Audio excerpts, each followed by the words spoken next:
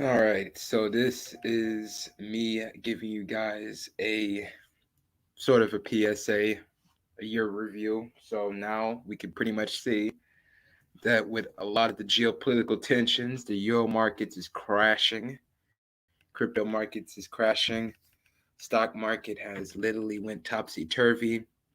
All the situations that I mentioned last year when it comes to the bear plays and investing into the cryptos and the dips of yesterday that I told you, people are going to get in very good positioning. So I told people about inverse ETFs, told people about getting ready when it comes to the e-commerce brands, just in case if there is a quadruple whammy, meaning that if there's high insurance, pardon me, high interest rates, then insurance premiums goes up.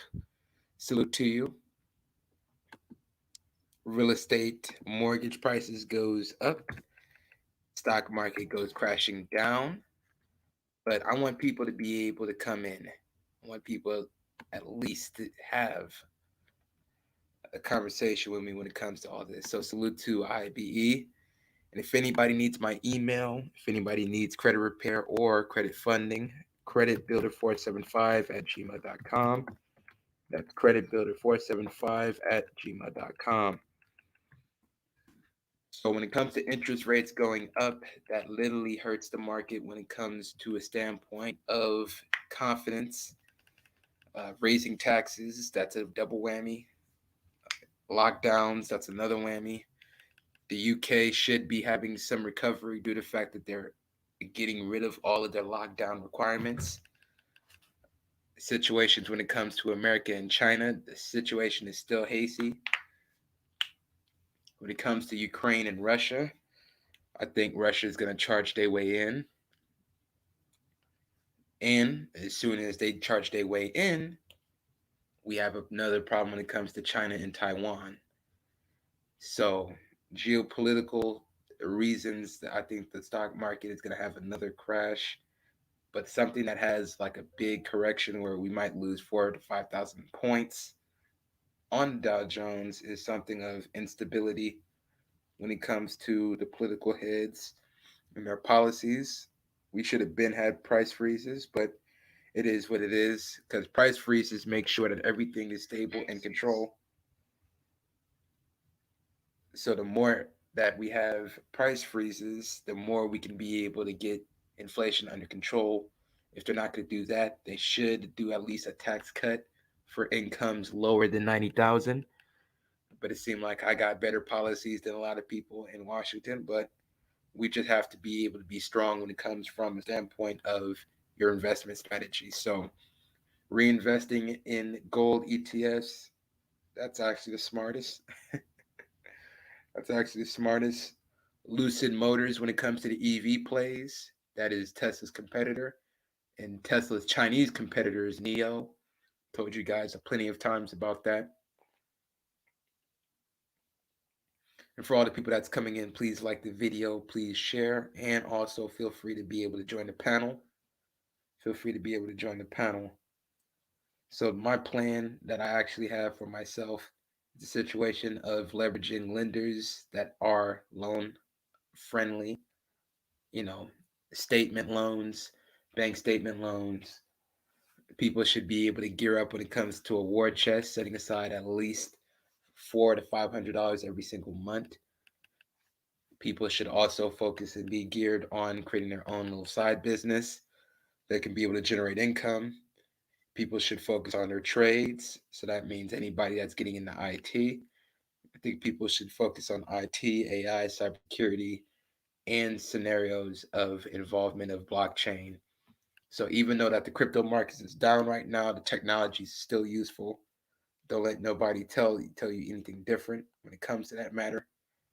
I think people should also at least have a good understanding of what is their career pivot move. People are moving from state to state, so I have clientele that's moving from California to Texas. I think people should focus on at least getting another scenario of income based off of How can I say? If people are focusing on e-commerce, people should at least have high ticket. If people want to get into financial markets, people should at least research and getting their Series 3 when it comes to Forex trading. And like I said, Series 3, when it comes to Forex trading, I got to give credit to Alonzo for that. Please leave this up. I'm finishing my hair. I want to watch this later.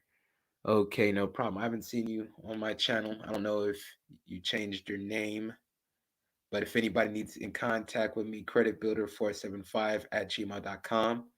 And I'll even craft you guys a plan when it comes to this situation because this is so important that people are literally gonna about to get sandwiched. Anybody that has bad loans when it comes to the real estate properties, I suggest them to be able to look.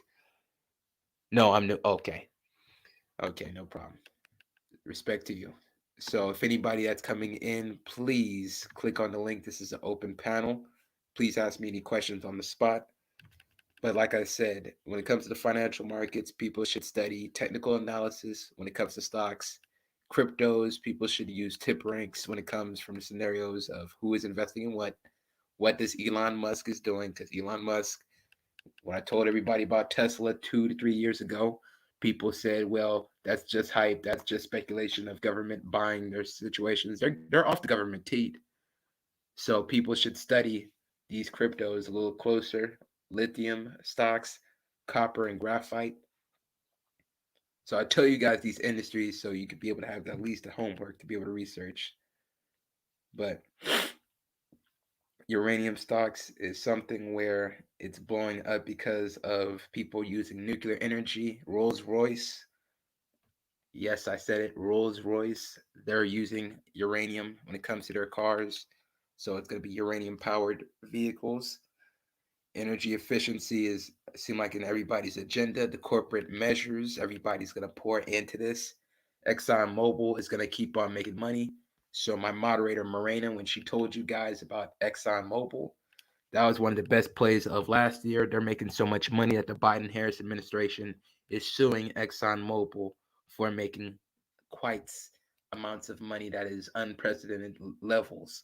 Like this is to the point where my channel is starting to become one of the situations where people go to get some good critical information. Plus, ExxonMobil is a dividend stock, so you get income for holding it and doing fixed dollar cost averaging.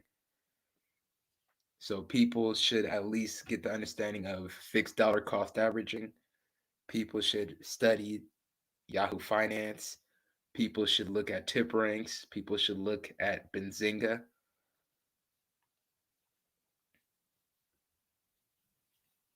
Hold on, I have a message on my phone.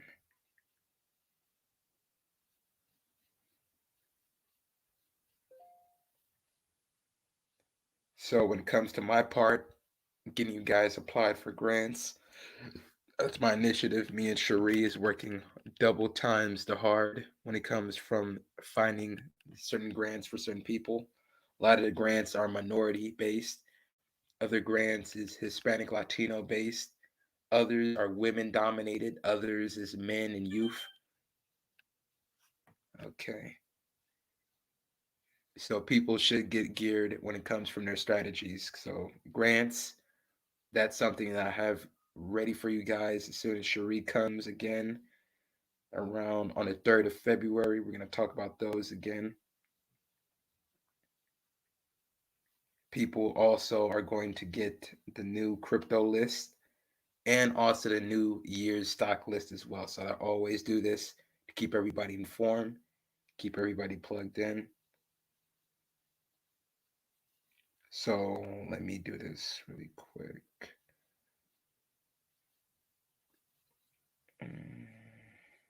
Hydrogen, Australian hydrogen stock. So let me put the link in the chat when it comes to these global partnerships.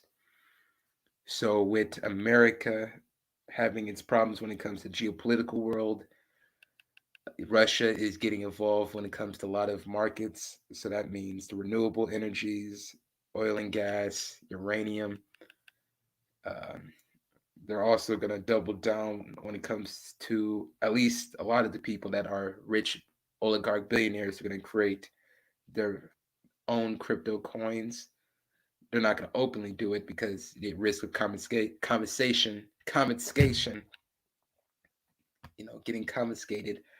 So I think that China is going to make sure that they're going to pull their money and resources. Same thing as Russia. And I think crypto is going to have another big splash. So that's when everybody's pulling their money.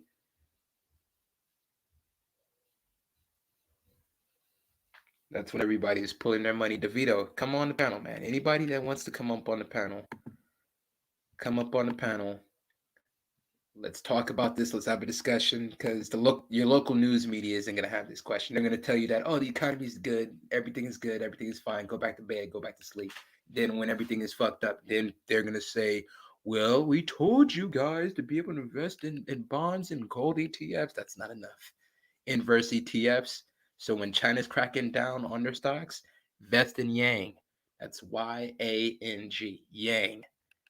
Because China is very good when it comes to this bullying stuff. And they the new Debo of the world. So really, to be honest, people should focus on if they're cracking down on their own country and their own companies, Yang. When they'll stop cracking down, invest in Yen. So that's YINN, and that's 3x leverage. So that means if you have $100 put in aside every single month, that amount can range around 1,200 to 1,500 based off of the range of what the market is doing. So if the Chinese market have a month where they're up 30%, then you're up 90 to 100, 110% when it comes to percentages. So people should focus on looking at more wider stuff, semiconductors, TSM. So that's Taiwan Semiconductors. Pardon me, I got a phone from a client, so that's one client that's calling me.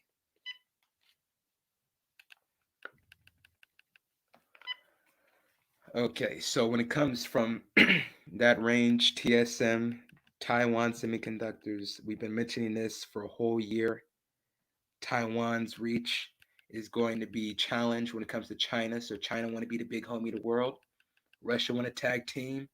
And America, we have to be able to do something when it comes to geopolitics. But that's above my pay grade. I tell you guys, when it comes to situations of stocks, I would love to. I'm at work. I got the headphones on, real deal, but thank you for the information. Okay. Oh, I can tell. That's why I'm still here.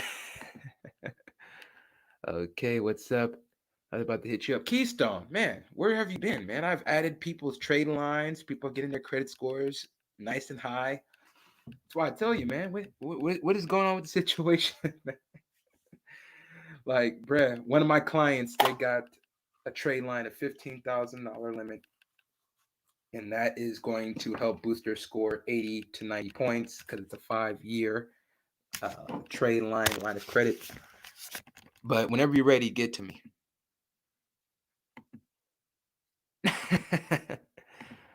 That is funny. That is funny. So when it comes from the stock market crash, people say that oil and gas is going to still rise high, which I believe. Shipping container stocks is still going to raise high because what they say about supply chain issues, that means trucking, shipping, warehousing, e-commerce warehousing, and the situations of AI when it comes to logistic technologies.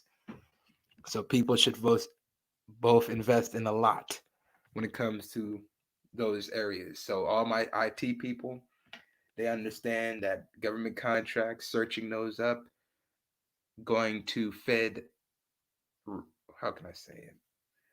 Going to Fed papers. So that means with the Federal Reserve, Jerome Powell, what he says, please take that with a situation where it's not a grain of salt, but he is a person where he believes in more spending. Inflation's already high. How much can we spend? But I like to ask everybody a question in the chat. How many of y'all want new stimulus? How many of y'all want new stimulus? That means from the ghost people and to the people that unsubscribed. To all the people that's listening, man, how many of y'all want more stimulus? Because with more stimulus is going to lead to a lot of problems when it comes from food. Meat is already expected to go up 10%. So when I told you guys to invest in Albertsons when it's before the third stimulus package, I pretty much was proven right. My moderators was proven to be right. But how many of you guys want more stimulus? How many of you guys need more stimulus? So that means the 1400 go round. So anybody that's coming up, feel free to come up and join. How many of y'all need more stimulus? How many of y'all want more stimulus? Because that is something that they're going to advertise to people's heads when election times goes around. Okay, so they was talking about that in an article. Okay, so they was talking about that in an article.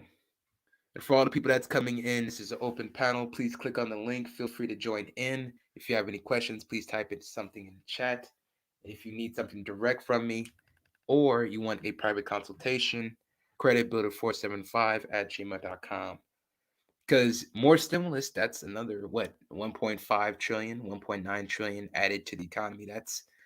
It's going to help for the short term, but it's going to hit everybody hard when it comes to the pockets. Only body that wins when it comes to stimulus is people that were in e-commerce, people that are merchant, people that are stock market based, because the stock market and cryptos, they benefited the most from the physical stimulus. But the average everyday person, they wasn't focused on that, not to no fault of their own, just situations of not knowing what was what, or not getting clear, definite, how can I say, clear, defined information of where to go. So, the stimulus situation, I'm not for stimulus. I'm for tax cuts, meaning that everybody that's in this chat that is making less than 120,000 to 90,000, they need a tax cut. They need a 10% tax cut. So if price is going to keep going up, at least you have some money set aside. Am I right or am I right? Hello, hello.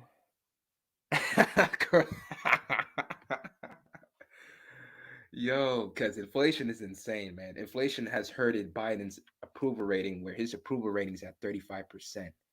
And what? I'm not going to be the biased Republican, but Jesus Christ, man, I swear, when people have it where they want more stimulus and they just want more unemployment without no work requirements, that's going to maximize the system, and that's going to be a very bad problem where everything is overly inflated. And when they short the market, they're going to win the most because they're going to bet against the SP 500. They're going to get their bare 3X ETFs, and they're also going to do default swaps. So that means when everything goes completely belly up, they're going to bet against the market, just like the Big Short. Everybody that's listening, please watch the Big Short again. Please analyze the movie. Even though it's a movie, I get it. The movie doesn't show all of the intricacies, mind you, but it shows the important details that people need to be on point with. Because, man, I don't want it to where people are going to lose their houses. Now, there's a strategy where you can profit off of people lose their houses, meaning that if Shoppa style, if she sees something in her neighborhood, she finds a property that is a 4 2 bedroom, around $350,000 neighborhood. She can get it for 180. The repairs is around 70,000. She can get alignment to a cash buyer, meaning that she goes to either bigger pockets. Hold on, somebody's calling me. Hold on, that person need to call me back.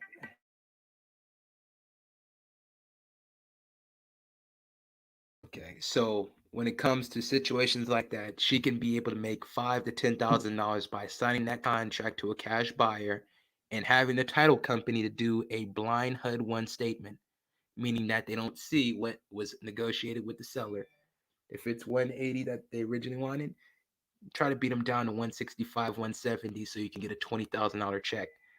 Oh, Jesus Christ, who is calling me?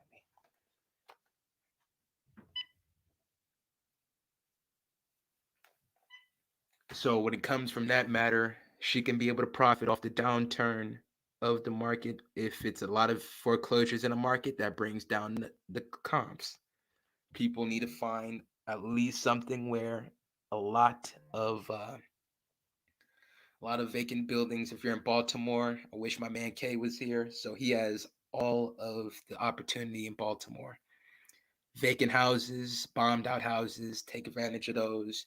Properties in the ghettos, take advantage of those. Because when the Rams got into Inglewood, people were saying, "Oh, nah, man, not to invest." Then when people got situations of that big ass offer in Inglewood, yes, that $750,000 check came in, and people sold too early. Those properties are now $2 million. 750,000 is a big ass lick, mind you. But geez, 2.5 million. That is like the people that tell me all the time, real deal. I remember when properties in Brooklyn was 90,000. Now they're $2 to $3 million in Brownstone. Ooh, ooh, ooh. Jay-Z told those people to sell those properties and they wound up getting sold out. That's a shame. Bloomberg and his people came through and bought up all those properties where those brownstones that were 90 to 110,000 in the late 90s, 2000s, $3 million a piece. They can refinance it and get a $2.2 million check within 4 to 5 months off a reappraisal.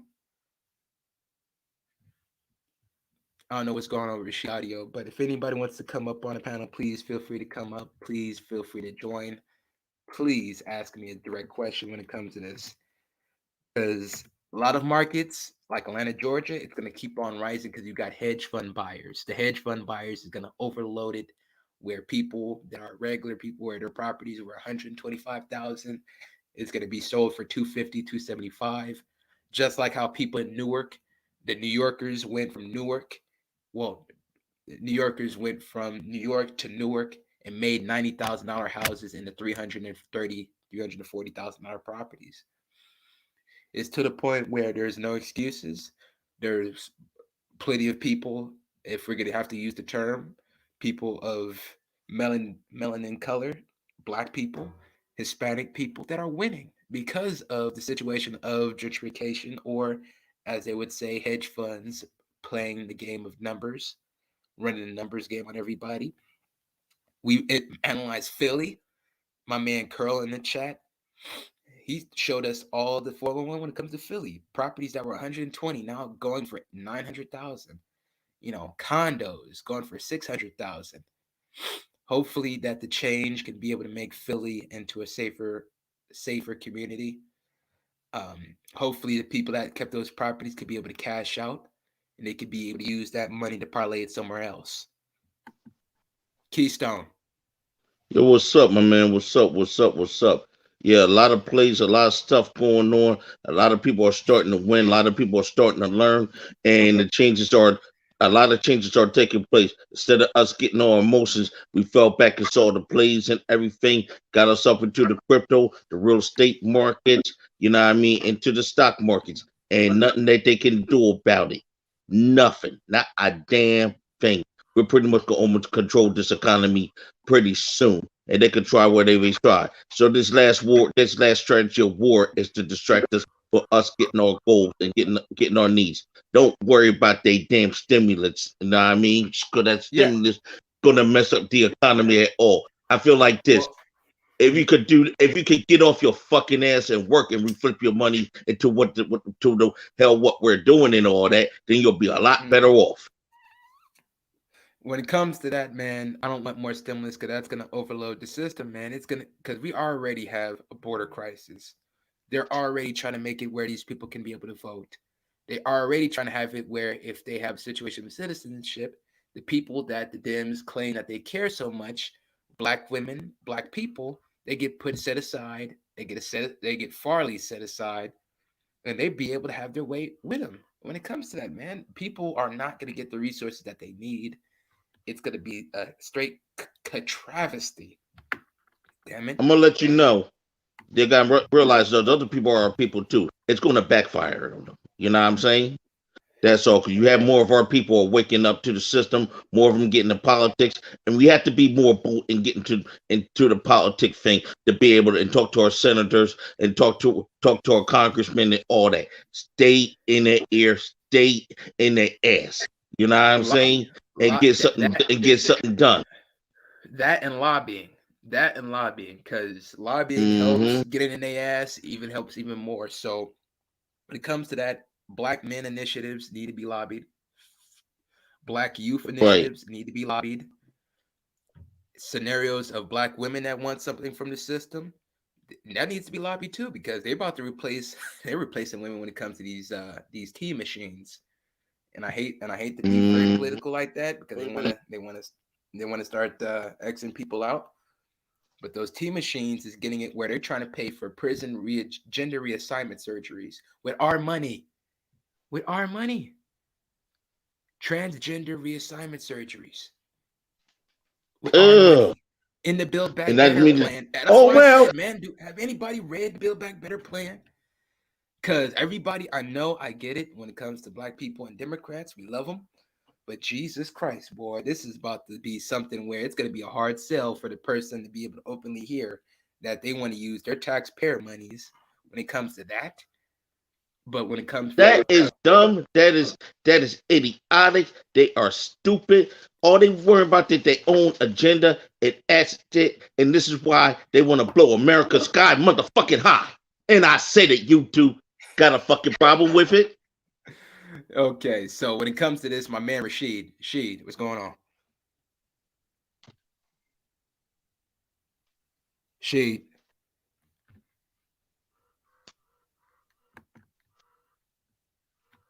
but like I said, man, all this shit is just so much wasteful spending. Like this is going to be the main reason of the collapse if they get rid of the Yeah, filibuster, because which they're probably gonna it's do. nothing but a bunch of mood. It's nothing but a bunch of moody modern women doing this. It's nothing but a bunch of nothing but men who want to be women doing this, and women who want to be men have an agenda who invested into the Democratic Party. That's all it was. And You know and what I the mean? From thing the giddy is, up. and the thing is, I'm gonna say this as a disclaimer. I tell people go independent. I ain't saying to rock with Republicans 100%, but god damn it, be very leery when these motherfuckers be having it where they're gonna throw every celebrity at your face, thinking that there's an agenda that's supposed to be involving you, but it really ain't.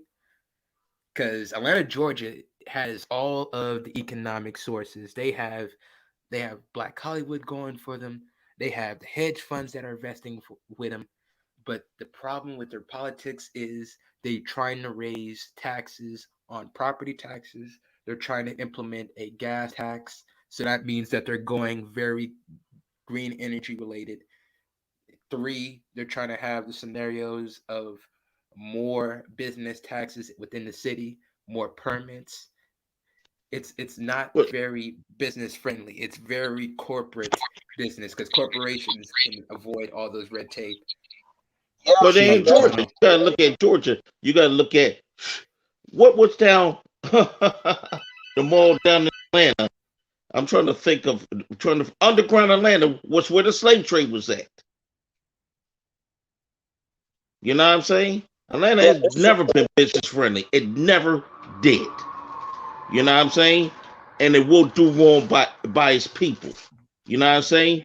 And in the but Sheed, '90s when people came down there, then yo, let my then man all of a Sheed sudden speak. all the whites wanted then all the whites all wanting to come down there and stuff like that. You know what I'm saying? yeah, Yo, but that's what Sheed, they City's did with very crime ridden and everything. that's what they did with Freaknik when Freaknik it was bringing so much money to Atlanta. But the point, the more richer people was like, hey man, we don't want all these people up here blocking our traffic. They put an end to Freaknik, they put an end to cruising because that was the thing you do every weekend on Fridays, sometimes Saturdays.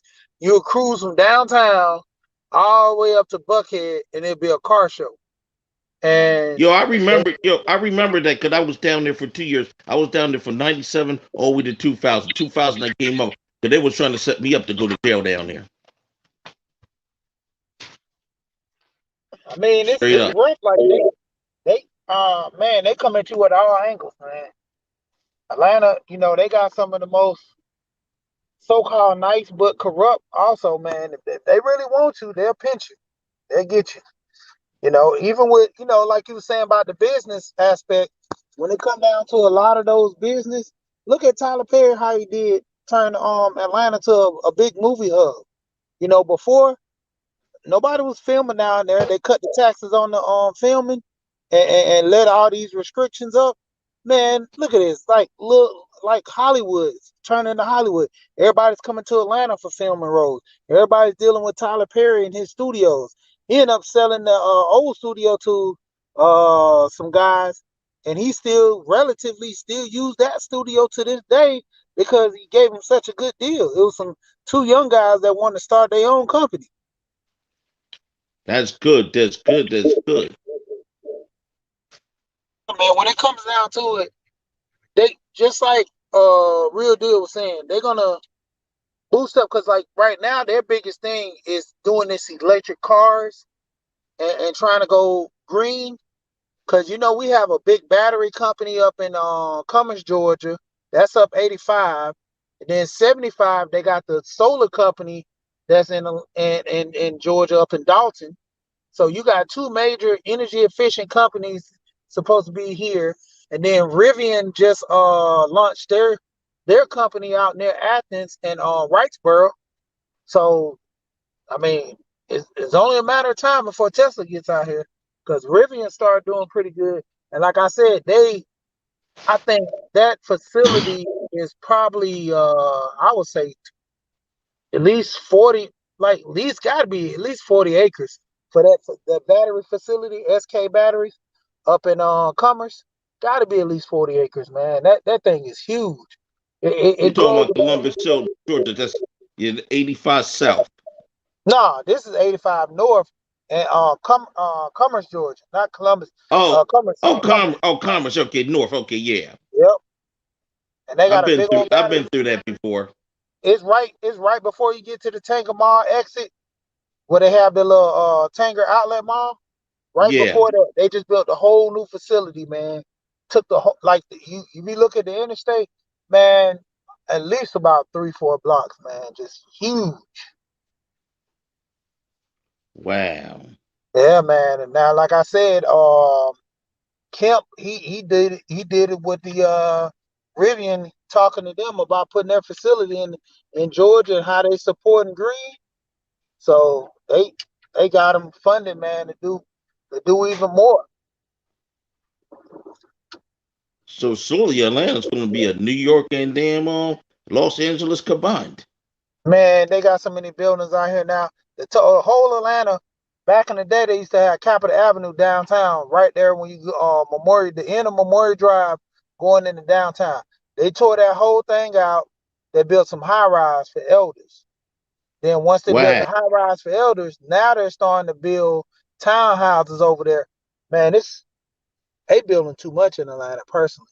And then the prices are going so crazy, man. Like in the city, just ridiculous price. Like downtown Atlanta, you could find you a nice little studio or something like that for about $1,000 or something like that. Now, not even close. 23, almost $3,000. Wow. Yep. Atlanta was never that high back in the day. I remember that. It was Yeah, now it it's never was. ridiculous. But all the Hollywood damn sure moving down there. Yep. I told you, man, I used to stay in these apartments. I want to say like around '07. It was 950 for a 3 bedroom. Now 3 bedroom, $1,800. And I'm like, ridiculous, man. Right. And it's steady increasing though. That's the thing. Like rental properties, man, their rental properties used to be nothing more than $1,200 for a 3 bedroom rental house. Now they're going for like 18. In some areas, they're going for more than that. I got a friend now, he got like a 5 bedroom house. He was renting it out for 22, and he thought that was too much. And he was looking around, people renting out 5 bedrooms for like $3,000. Wow. Yep. And how's it down there, down off of like Riverdale, People Old need to make National now? market. And can I say this? Can I say this? I didn't mean to cut you off, but people need to make more smarter market Right. analysis. You got to analyze the market, man, because you're cutting yourself short.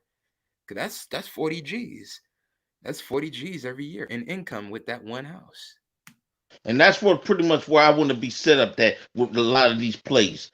Instead of these cats getting emotional, get into the place so you stay ahead of the game. You know what I mean? You're right, I don't bro, think it's Joe, about that. emotional. I don't think it's necessarily emotional. I think it's unsurety. I think it's unsurety. I don't think I think they're very unsure when it comes to certain situations because they're doing it based uh off the cuff. Because I would charge 3,200, 3,200, 35.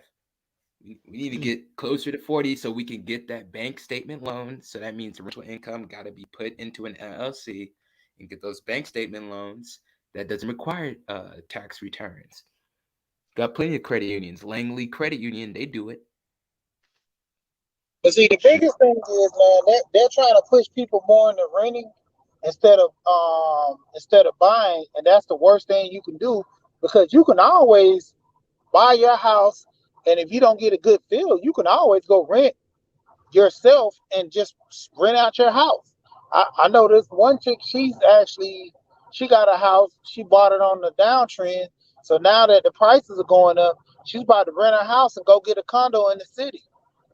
She said it's cheaper for her.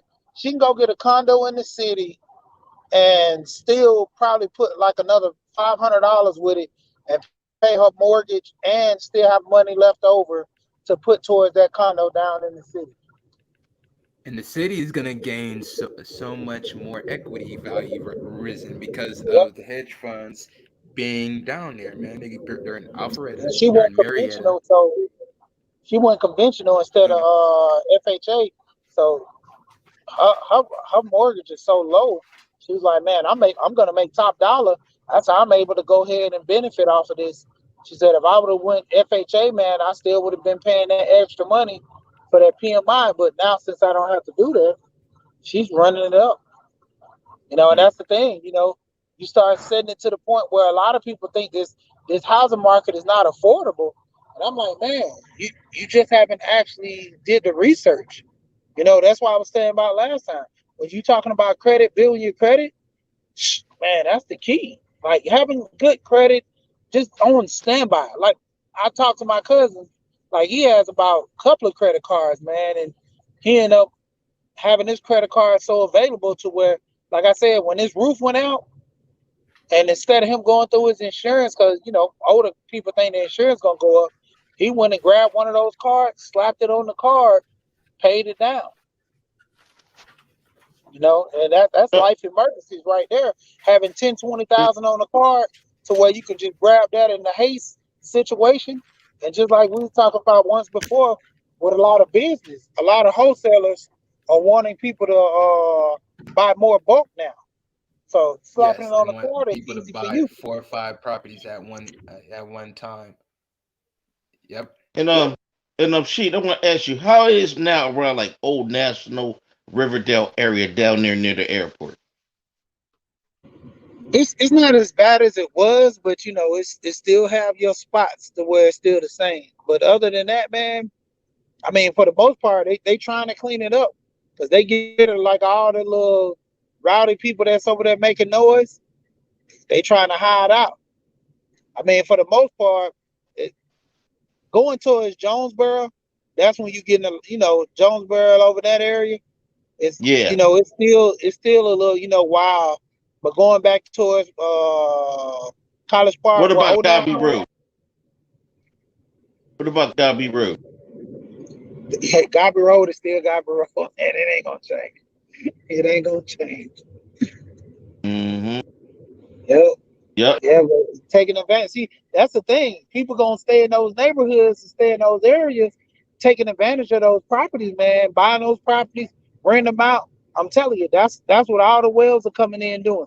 They buying all the properties, and they just renting them. Cause like I said, in the end, you're gonna always need somewhere to stay. Whether I you used to buying take or that. renting, you're gonna always need somewhere to stay. I remember I used to take that Schofield bus down there. I should live down there. I should live down there off of Gobby. And if that discount mall still around, because that's where most of Atlanta's artists came from before they came popular. Yeah, not as much. People don't be going over there as much, but they're still around. I don't think that's gonna never go out. They shut the one down over there in Decatur off of Candler Road, and everybody just Cantaloupe moved Road, over to the okay. one They moved to the one on Glenwood. You know, because that, Right. that that market over there, they're gonna still make money, man. Those swap meets, the one on in what is it, Metropolitan?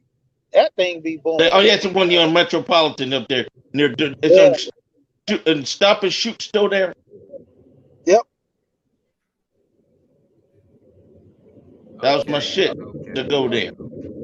Yeah, When it man. comes, I mean, that one's, man. That one got, it's partly Chinese, but the Africans, they don't took that one over, man. Like they don't ran damn near all of them off. The Africans, man, they came in there and took that spot over there. You is talking your about cash like buyer ready? you talking about Metropolitan. near Yo, like Fort yo, She, McPherson and Campbellton Road? Is your cash buyer ready? Is your cash buyer ready? Because that's something I meant to ask you. Is your cash buyer ready? Man, I talked to that guy, man. He was playing around, man. He was talking about looking at it, but he was playing around, I think, because he never hit me back. Gotcha. Gotcha. No problem. No problem. So what I'm gonna do is I'm gonna make a phone call to a hedge group. So it's Tullis Properties. So that's Tulliss.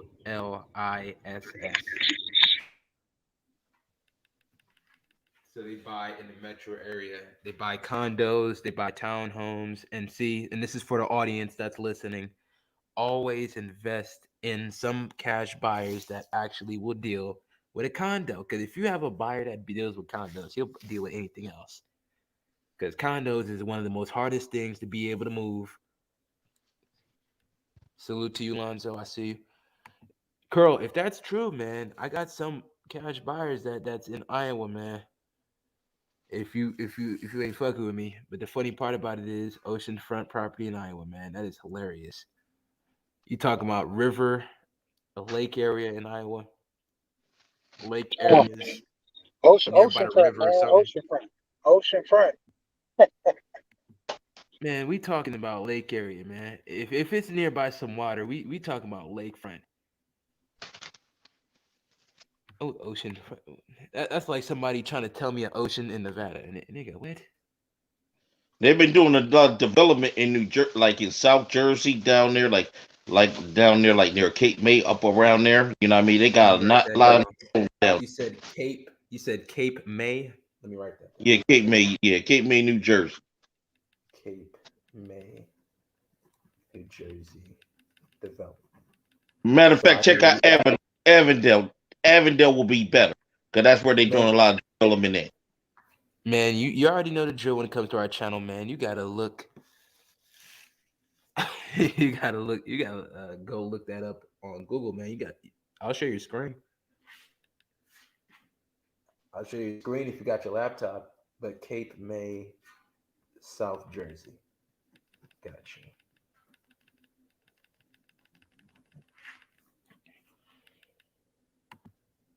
That is funny. Yeah, that's an hour and 15 minutes away from me. So that's an hour and 15 minutes away from the Philly area. Gotcha. That is part of the Philly area. Well, brother, where you live there to make it to be an hour? Yeah, because it's not far from Atlantic City. Okay. Okay. Atlantic City's only like an hour away. Hour away. Okay. Hour away from Atlantic City. Man, what is going on in Atlantic City, man? They need some tax credits, man. Don't tell me that the situation when it came to them jump hotels bankrupt the city. There's a lot of corruption going on in that city. Even the mayor disappeared for a minute. The mayor? Wow. Yeah, that's a long time ago. They couldn't find the mayor of Atlantic City. He was hiding somewhere. Yo, for all the people that's coming in, please click on the link. It's an open panel. Feel free. If you have any questions, please feel free to answer. Feel free to be able to ask them so I can answer them. So when it comes to the plan of the global collapse, I told everybody when it comes to the inverse ETFs, so that means every single industry that you see from not say energy, but real estate, commercial real estate, preferably, that shit's gonna take a big hit. Like in my honest opinion, commercial real estate in certain markets like LA is gonna implode because there's so much debt on those properties. You know what's And crazy about that too? Your, mm, your area and your state has a lot of tent cities. yeah, in California, yeah, blue because the blue states they're gonna extend rent moratoriums probably until 2025, while the red states that we see is pretty much saying that nah, get your ass up out of here. The landlord got rights too. So now it's pretty much a basis of rent moratoriums will crush an owner because they got to still pay that loan. That's why Georgia, especially when it comes to Atlanta, they're lucky that they're not honoring those moratoriums. So hence the notice of default sales, the notice of trustee sales. This is how you profit. The code violations, the HOA liens. Salute to your NC. Respect to you. Respect to everybody that's listening. The code violations and you getting behind those and or finding a title company that has those listing leads as a farm lead. So farm listings can be able to help you get access to those people. Um, my man Zoe recommended me Property Shark, so I'm gonna go get my trial when it comes to Property Shark and start looking at some hard core information on these properties because there is no way that nobody can't be able to profit on this. There's a chance and opportunity for everybody to get at least a piece of this. It's so many people didn't take advantage of this whole thing with the moratorium. They should have been the ones saving the money. If you're not going to pay your mortgage, eventually going Mm, to get kicked out. So why not save that money and go buy a house? I mean, literally almost year and a half. Some people, you know, damn near at two. They could have been saving that money and putting down on a house. yes, You know how and it is. Some people get comfortable in their situation, and then when they find out what it really is, it's too late. because they could have saved that. They could have saved all those months up, and they would have got a It's so many. lender that would deal with them. The lender would my lenders would deal with them. They do 90% LTV, so that means that only thing you got to do is put 10% down and pay the loan points, and you got yourself a property. Ta-da, ta-da! You got you a property.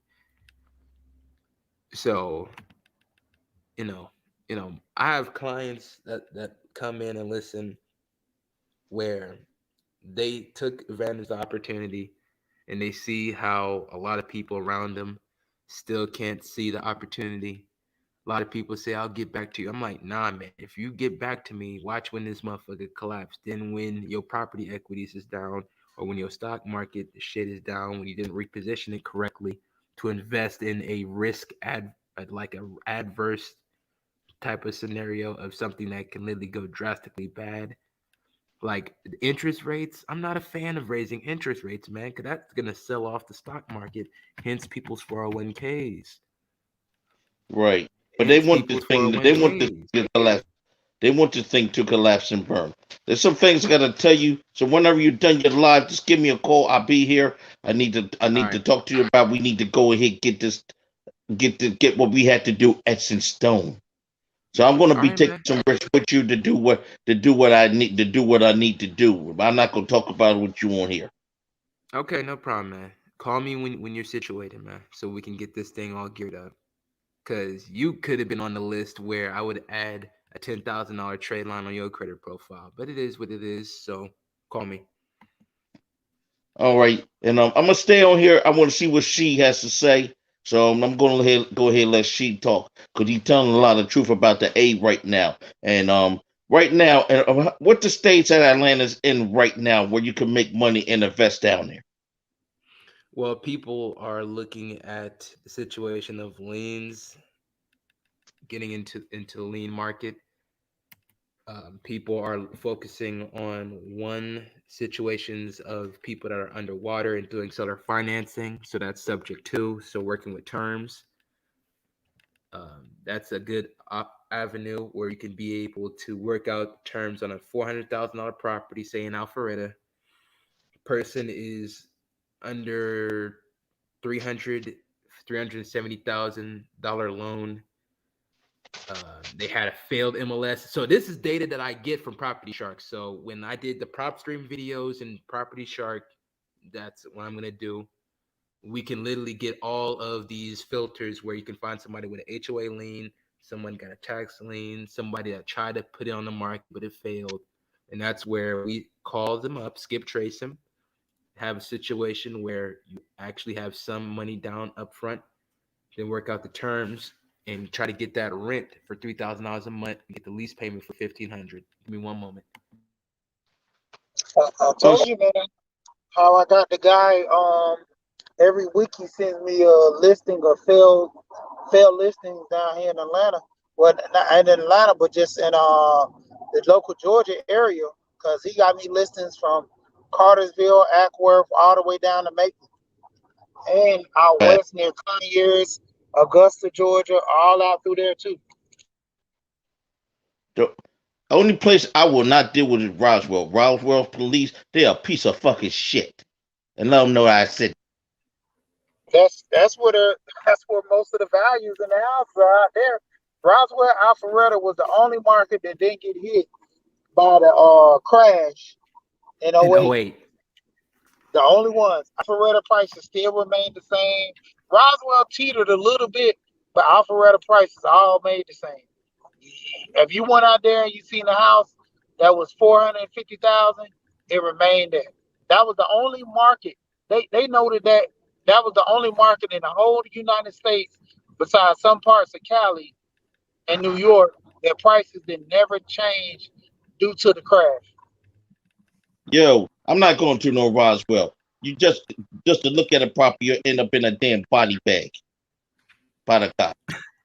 When it comes to property values, that's something I did research that Roswell, Alpharetta, the property values still remain strong. So that should be a testimony to everybody to put everything in perspective when it comes to future based stuff. Hedge funds are buying all over Atlanta, Georgia.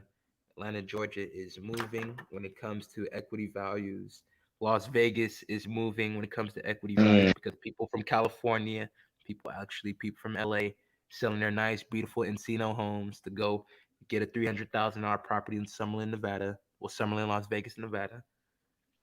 Arizona properties, when it comes to Phoenix, they're definitely getting the biggest rise. Actually, hedge funds is over there. Houston, that means Pasadena, the Woodlands. Um, what else? What else? Clutch City, Texas. They're literally getting big rises. College Station, nearby Houston.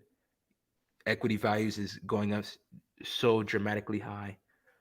People should realize that things are changing. Property values is not going to be cheap for Mm. everybody. And I don't think a lot of property value is going to go extremely down. I think it's just going to be in certain base markets. The ones that has the multi-trillion dollar hedge funds that's putting like $8 billion in a whole neighborhood, I think they're going to be fine. So I yeah, think they're going to so be fine. I think it. Uh, I'm like to do investment in other people with the money I get. They just gonna have to be fucking mad. yeah, put Their asses, investment when it comes. their ass, Put their behinds. They're gonna have to wait.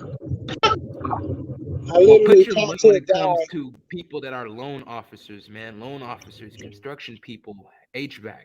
But she, go ahead. I was gonna say I literally talked to a guy. He used to live in Miami. He had a nice condo in Miami, but he had a warehouse that he worked out of.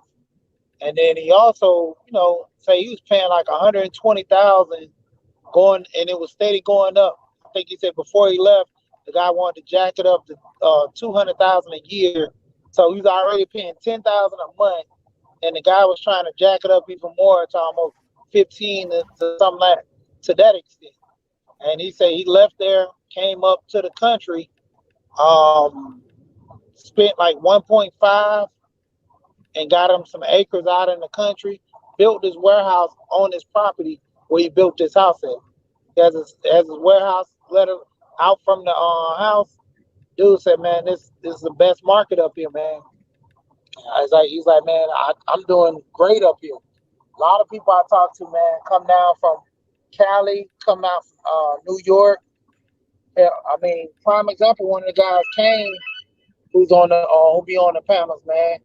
Kane got I think 8 to 10 acres out there in Conyers area. 8 to 10 acres in Conyers. He moved from New York. He's like, man, this is it. You get more land, got a house. He's like, man, this is a better market down here. And Yep, that's the that is funny thing, true. 'cause that's what Kane does. He got into a sidetrack deal that messed him up, but he flip houses. That's what Kane does right there. Whew. I wouldn't mind getting businesses and doing things down there. I can't live in no Atlanta. You know what I mean? That's one thing. I can't live down there. Yeah, but see, that's the thing. You just because you can do business down here, you ain't got to stay down here. You can do Yeah, I mean, business I'd down rather do business down there. When I lived down there, I got jammed up. I got in trouble with the law down there in the worst way. I didn't get in much trouble in the law up here, and plus I knew in Philadelphia how to survive stuff up here. But down there, it was a whole different world down there compared to what I was used to up there. But I outsmarted them down there too, than what they wasn't used to. You know what I'm saying? So it was still a lot of anger with that. So I like, nah, I'm a northerner for life. You know what I mean? I'd rather stay a northerner for life, to be honest with you. You know what I'm saying? Up here, this is what I know. And down there, I know down there pretty too. Most of my family, some of my family is living down there right now. One of my families had big property. They got business down there. They were able to get some things, especially coming out of a city like Chester, PA.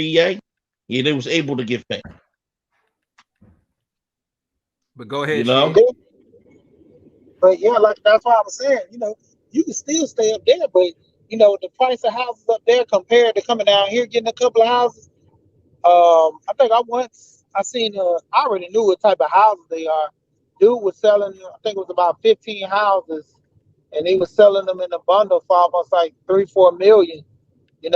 They was This is in an up and coming neighborhood, but the materials used on the houses were relatively cheap but reasonable. But at the same time, he's trying to sell them all in a bundle because that's the only way he could sell those individually. He wouldn't make that much money on those houses, but selling a bundle to a guy that was coming in to try to buy all those houses, he seemed as if the deal come from out of town. Yeah, man. Wow. You gotta also invest in when it comes to your Rolodex. LinkedIn has one of the most largest directories when it comes to hedge fund people, cash buyers, municipal buyers, um, big, big people. So invest in looking at LinkedIn membership. Um, we always talk about connected investors, bigger pockets, um, I using already skip got a tracing LinkedIn account. tools to find, huh? I already been had a LinkedIn account. I just don't use it. See, that's a whole LinkedIn's a whole different world. So y'all See, got you my head gotta spoiled up. see, you Y'all got my gotta head spoiled up. see, I had to let me land reinvent. my I had point. Let to me land my change point. myself. Let me land my point, big dog. So when it comes to situations of LinkedIn, you would always Google search to find real estate investor in Atlanta, real estate investor in Houston, real estate investor in Dallas, and make the keyword search inquiry specific when it comes to finding the list, getting access and contact with them by Google searching again their company to get the corporate number, pull up on the corporate number, you tell them that you got a deal, da da da da. You got your address, you got your photos, you got the description of it, and you make a good proposition, well, good value presentation and proposition them the deal. So that's how you would get things ready. So you never come empty handed. You always have a deal on hand to be always to make sure that everybody's in not in dead interest, but in complete interest and taking you serious. I got So some homework to do. always make sure that you find vacants. Either use Deal Machine to find vacants with driving, so you can literally drive around town and find all the vacant properties. Get them bad boys under contract. Situations of contracts. I got contracts. That is no charge to nobody. So if somebody has a property that's either about to be under contract or they're going to get properties under contract, I can forward them the email. That is no problem. That is no charge, because that is something where you found the property, you found that person, you just need a contract. Now, if you need help when it comes to end buyers, I would say go to LinkedIn, We Buy Houses type people, or go to your local REIA groups. So people need to go involved of a REIA group in their local area. So that's a real estate investor association groups. Go to your local um, chambers of commerce, chambers of commerce. Go focus on situations. If you're a person that like to go to these mastermind groups, get everybody's phone number, find their buy box, because people with masterminds, those are the people that's willing to spend $20,000 just for a talk on Zoom every week. And I don't understand how that's value propositioning. Because a lot of these people still need lenders. A lot of these people still need contractors. A lot of these people don't understand how to be able to deal with title companies. People still don't even have the proper etiquette and decorum on how to deal with an end buyer and not having deals being fall apart. So when it comes to that, if you're going to be in mastermind groups, collect everybody's phone number, because they're end buyer. They're people that have some bread, and also have the lender with them. If they have $30,000, $40,000 liquid, have them invest into your $300,000 property that you are about to sell to them and make a $10,000 profit in between. So you get your money, they get their property, plus they got a lender for life. So that's 90% LTV, 100% construction. You tell them that if your rehab is around 60,000, go for 85,000 so you can profit 20,000 and use that 20 for another down payment on another property with the same lender or a I got different some lender. I got some shaking up to do. You know what I mean? I must not be Uh-huh. dealing with the right people in my life. I need to deal with people like you that's talking to big figures and she that know this stuff and you got the right clientele around me. So I got some homework to do because a lot of this stuff is very overwhelming to me. I'm gonna be honest with you. But that's why I'm here. That's why I'm here, because I'm literally to being the person that I'm creating a business plan for a lot of people. A lot of people still don't understand how to create a business plan. Me and Cherie, she's the one that can get the business plan where she can get people lending. So that means that the SBA, angel investors, crowdfunding, just a random investor on the street. So that's why my team is based off of, how can I say, foundational building. You got to start the Right. foundational base. You got to understand how to be able to write your business plan, market research, negotiating, distribution, meaning that how can you negotiate with suppliers? How can you negotiate with distribution channels when it comes to marketing? And that's just a fancy term for YouTube And ads, Facebook and this ads, Google ads, Instagram ads, and this even people that's on YouTube, man. People need to be able to understand how to be more digital based, because the digital economies and the digital businesses made money in the pandemic. They made money in the lockdowns. They made the biggest money because everybody was concentrated in the house. right.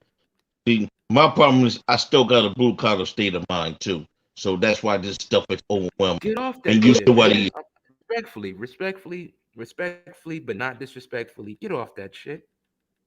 The blue collar mindset is a scenario where if you're blue collar, cool. But that doesn't mean you gotta have the mindset. There's blue collar people that has business acumen out of this world. They know how to negotiate, they know how to market, they know how to be able to frequent in certain circles and get what they want.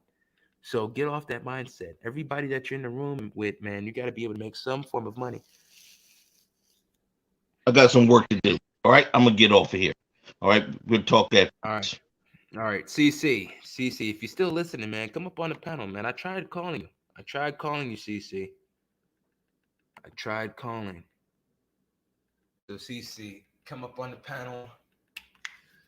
Tell me what's going on. So when it comes to that, everybody should just focus on their game plan. When it comes to what is your game plan, it don't have to be mine.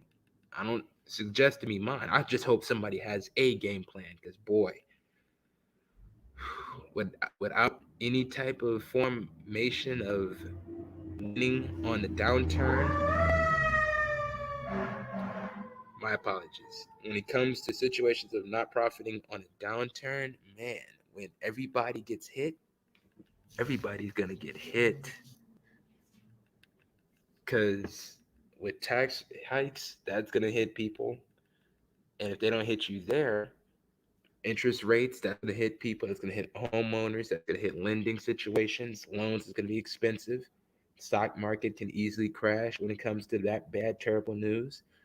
Geopolitics, like we mentioned earlier, when it comes to Ukraine, Russia, China, Taiwan, and us being involved with these treaties where we got to pull up when we really, I don't know. It should be, it should be well thought out. But geopolitics that puts a effect on crypto stocks. The crypto market. This is a time to buy the dip.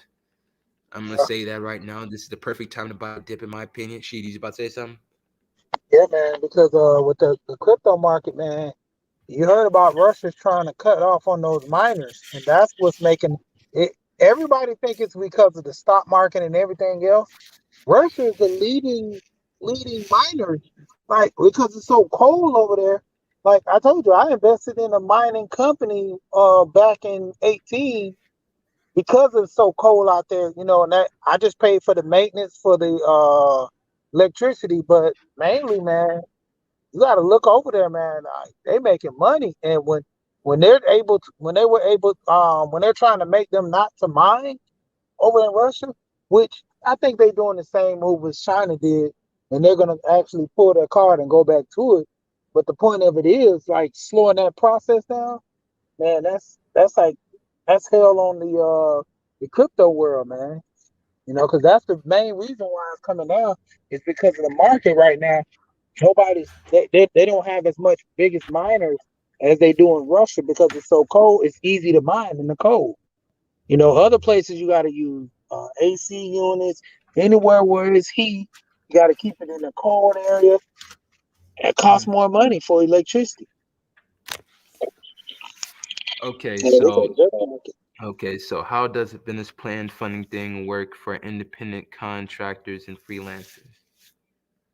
So when it comes to Cherie's business planning, she wants to get you a specific niche that her lenders actually lend to. So she will structure a plan based off of what they like to see. So the pricing points, not the pricing points, but the basis points would be what's the niche, what is your suppliers, what's your advertisement, so the four P's. So your product, price, placement, promotion. Those are the main four pillars.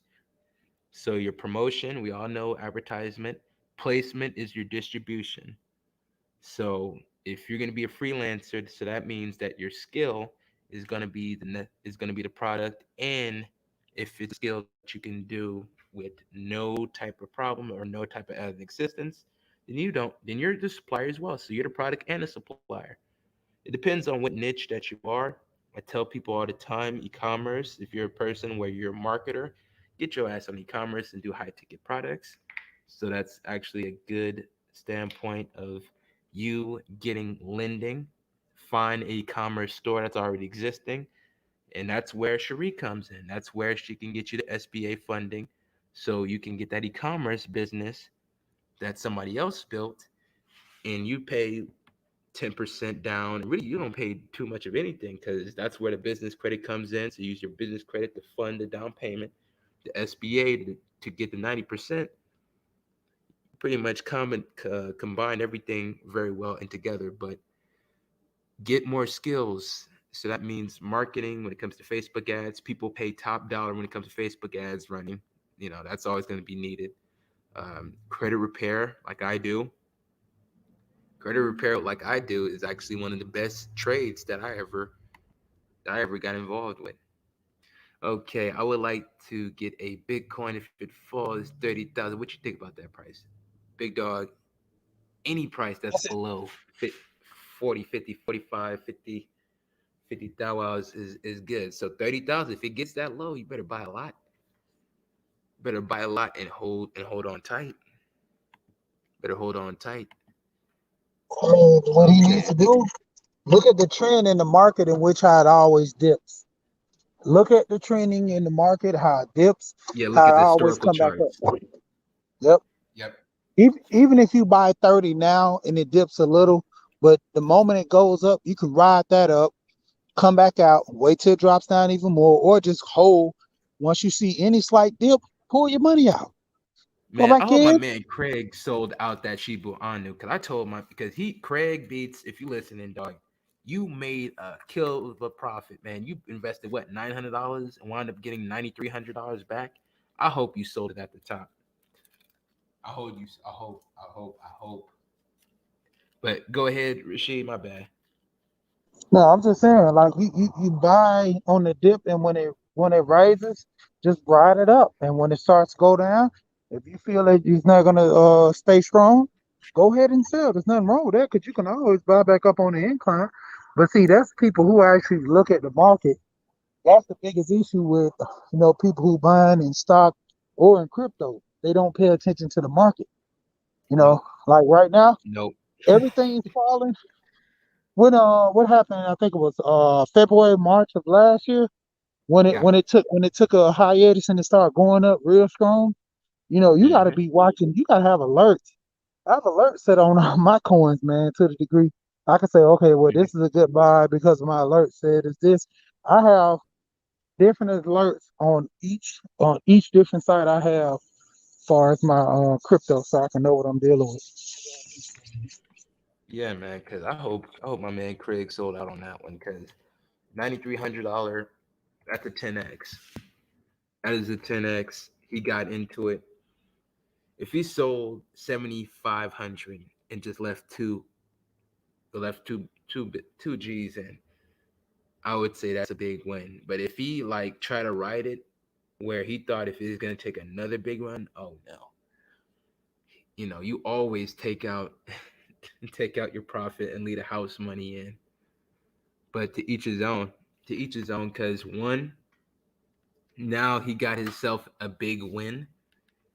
And I talked about Shibu Anu, but I told people to do it with caution. Set aside some money that you can afford. Don't go fully all the way in. No, no, no. Don't go all the way in when it comes to that. Because Shibu Anu, he invested in it. I think he took his stimulus. I think he took his stimulus check, invested in it, got 9,300, 9,500. Yeah, so hopefully he took that money out and paid 2 months worth of rent and let anything that comes from him paying rent ahead of time to be the money to reinvest. Am I wrong? Sheet, am I wrong? Because you gotta be able. If you're an investor, man, if you get a big No, you lick ain't like wrong. that, if you get a big lick like that where you turn $900 into 93, $9,500, you better pay 2 or 3 months of rent and put that I would on some more situations, diversify it. But go ahead. I would have took about five out and left at least three or four in. With Okay. nine, I would at least took six out and left three. I mean, because that much profit, you don't want to lose and go all the way down like that. Cause like man, like that's being a little too aggressive, just holding everything in and just gonna hold. Cause it got to make economic sense now. Like, what must comes up, must goes down. At least that logic had to start kicking in my man's head because you can't wait that long. Because boy, man, like with crypto being low right now, people should focus on what is they gonna be they dip buys. Cardano, that's a dip buy. Compound, a dip buy. When it comes to the stocks is at a dip. Interactive brokers. I told you guys that stock when it was around $45. Now it's around 62. $62 a share. And I told you guys around it was 47 pre-stimulus. That was pre-third stimulus. So um, everybody that's in it to win it, I got a lot of people that's listening to me that they do well when it comes to the cryptos. So I'm not talking to you guys. I'm talking to the ones that not sure about themselves, iffy. They sell in the wrong time. They buy in the even wronger time. Um, People that don't do the research on who's behind these stocks. Because HALB, I told you guys that is a very cryptic COVID-19 type of stock that blew up 93%. And I told you guys that those people have a connection with the Bill Melinda Gates Foundation. That was the COVID pill. So when I told you guys there was a COVID pill before that they was doing the COVID pill, around the time when they was telling you guys about a booster shot, I said, well, make money on the COVID pill. So that's HALB. That's Halberg Group. Halberg Group. When I told you guys last year, and I remember the date specifically, it was April of 2021. I told you that it was a long hold. It blew up 95% early, I think this month. Yeah, so it was earlier this month that it blew up. So that is the coronavirus pill. People should vote on a lot of stuff. When it comes to these midterms, people should vote on their based on their income. People should vote based off of the situation of what is your pandemic plan for the rest of the situation. So that means if it's lockdowns, I'm not for lockdowns, but I have a strategy for profiting off lockdowns. Easy e-commerce, credit cards. Put yourself on marketing and reinvest, retargeting, emails, phone number collections, following up with 20% discounts. Now, the supply chain issue when it comes to suppliers, USA suppliers only. So, AliExpress, USA suppliers only on all of your high ticket products. Now, if it doesn't have a lockdown, shutdown type of situation, then make money off of activities, people that are street vendors. I got a lot of street vendors that listen to me. Focus on being e-commerce. Focus on being a street vendor or putting your signs all up on the city. Have a street team like hip hop used to do. Do you remember how people like Master P always had like a street team that put they posters all over the city, no matter if it was in Atlanta, Nashville. It's funny because I used to work for a promotion company. I used to do that. See, you know what I mean when it comes I to this. worked for like two street teams. Yeah. So having that street promotion like that provides free marketing. One, two, it can provide the word of mouth type of marketing that everybody needs. Because the word of mouth type marketing gives it the social proof. So for all the people that's coming in, please like the video. Please also share, like, subscribe, and come up on the panel. Please talk to me. Please talk to me. If you have any type of questions, please get with me. I lost on Dogecoin. I put 1K. I was up 17. It dropped. I'm still up 3,500. You still got 23,000 coins. I don't know, man. It's going to need another Elon tweet. People need to look at Elon Musk's tweets very closely when it comes to everything, no matter if it's lithium, no matter if it's graphite, no matter if it's uranium, because those are the three biggest plays. Because at the end of the day, crypto is the biggest hype. I'm not against crypto. I tell people to diversify, man. People that are crypto investors, they just like to look at crypto and not looking at crypto stocks. Not looking at, how can I put this?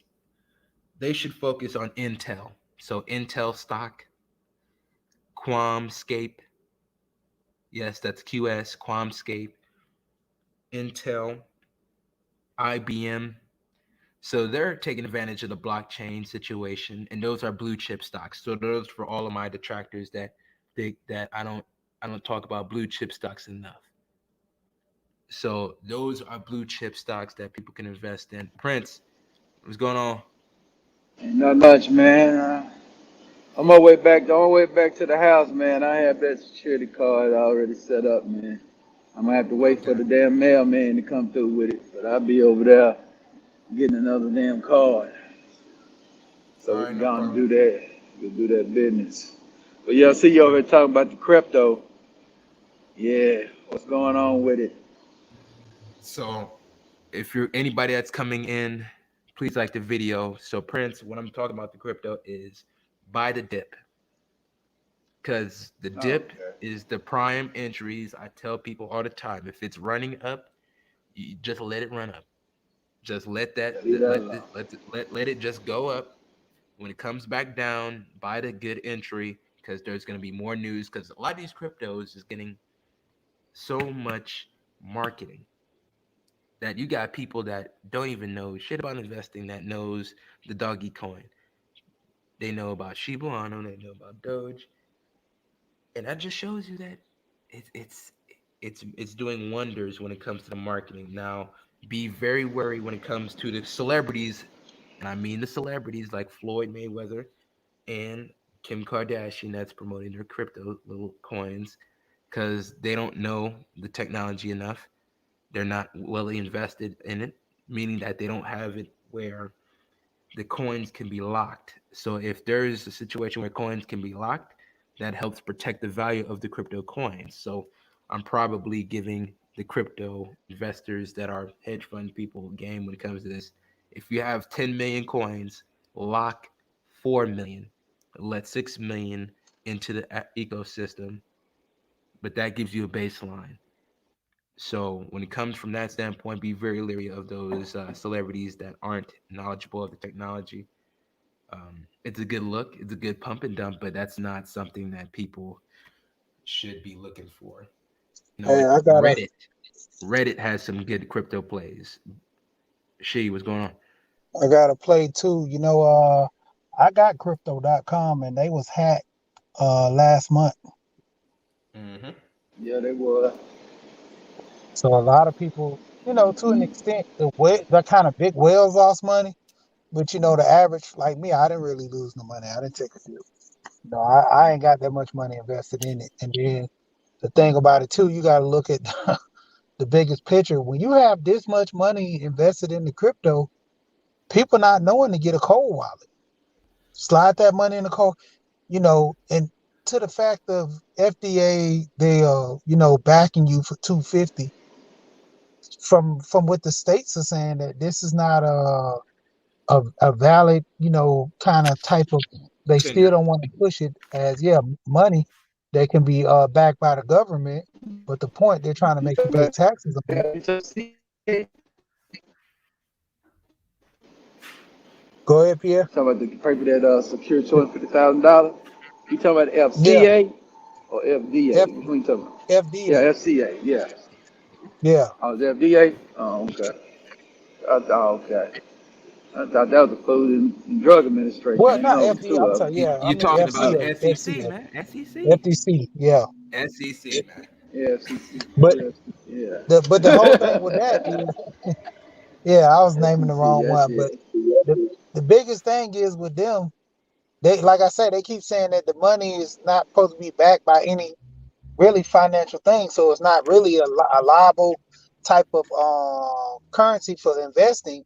But yet they're wanting us to pay taxes on it now. And like I said, to the degree, if you have, you know, I mean, just being smart, if you have that much money invested in crypto, I wouldn't have it on no wallet to where somebody can tap into it.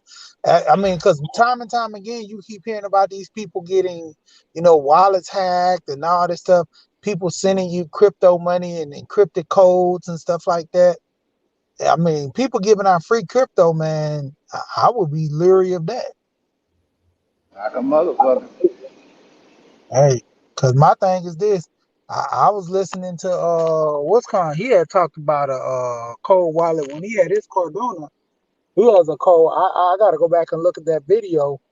His cold wallet has a beneficiary on it to where if you die, you can actually call them and they can give you the beneficiary information for your cold wallet. Cause the crazy part is a lot of people got these wallets. Nobody's attached to it but you, and it's literally on your phone. You've given nobody the code to where, like me, when I got this money on mine, I actually have all my stuff written down for my wife and some envelopes and stuff like that to the point where she knows where to go to pull all this stuff up, as far as with my life insurance, my crypto, any other business adventures I got going outside that people owe me outstanding debts or something like that, or just just business that I'm into. And that's what I be getting on with Alonzo, because you have $50 million locked into Bitcoin and nobody has the code. Oh, it's gone. It's in the air. Alonzo talked about a guy who was investing $100 a week in crypto, and he ended up passing. Nobody knew the Hmm. code. Like I told him, I said, man, that crypto's gone.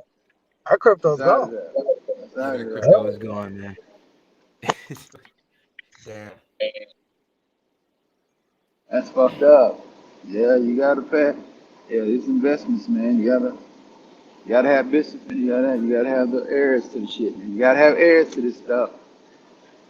You don't fool with it. You know.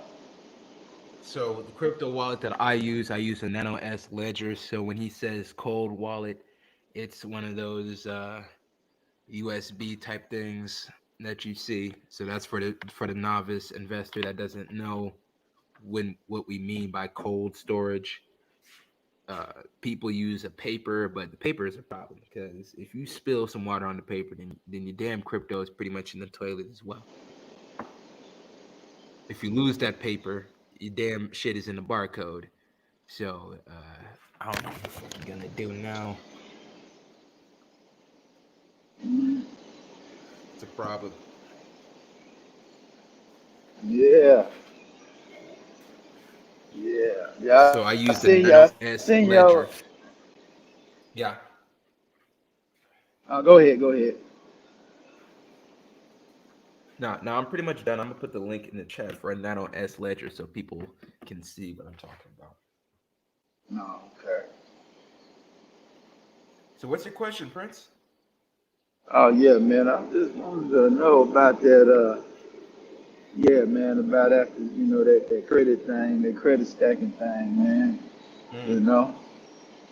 Yeah, when you do Okay, that. so when it comes to the Go credit ahead. stacking, you would do three cards on one bank, and you would have Firefox, Chrome, then you have another browser, and you would put all the information on your application. Don't submit it on the first one.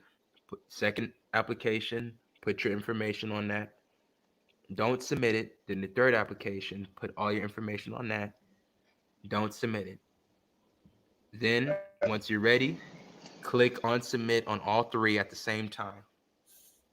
So that means everything that's within 10 seconds, you can be able to get potential of three approvals with one hard inquiry.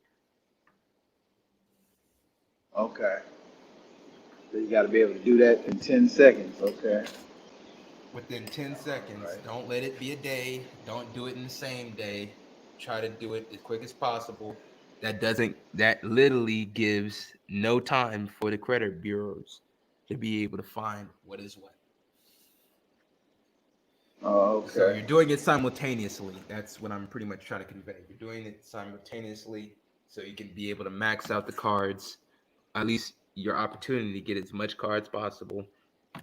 Hence, you can use that funding to be able to spend on more authorized user trade lines and build up your account where you got like about 10 tradable accounts. No, okay. Yeah. And that'll blow your doggone score out. They put it out. Yes. They put it right off the Richter scale. Oh, And that's okay. all business credit. That would be all, that would be, most of it will be all to if not every single thing as business credit. So your personal Oh, FICO is the personal guarantor. That's why you're beefing it up so high. no, okay. Okay. All right. So for the Okay, people now. that's listening, always focus on getting more trade lines on your credit score, on your credit report. So your credit score can be around 750, 810. Mm-hmm. Yeah. 18. Can you get up to the 900s with the credit, or it Nope, stays down in nope, eight? no, no, Okay. no. That would That's what I be thought. business credit, then business credit, it'll be corporate credit. And business credit, that's the one to go from 0 to 100. So you're around 85, 95, 85, something like that. Your paydex score is an 80 paydex score. Okay.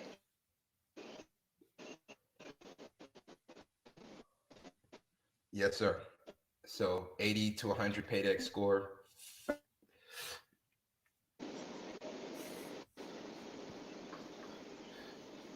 So people should just focus Yeah, on yeah. making sure that they maintain a good utilization. That's why trade lines is so handy because people can literally use that to be able to lower it.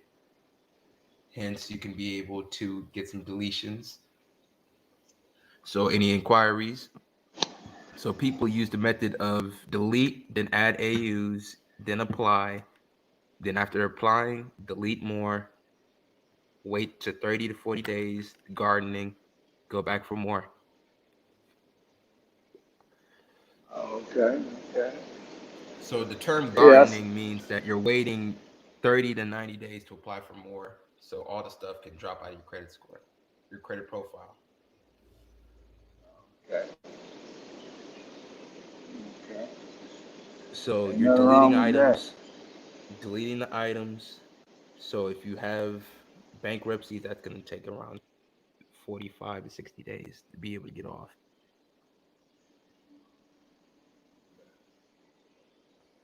That's going to be the hardest one to do, but that's done by an attorney.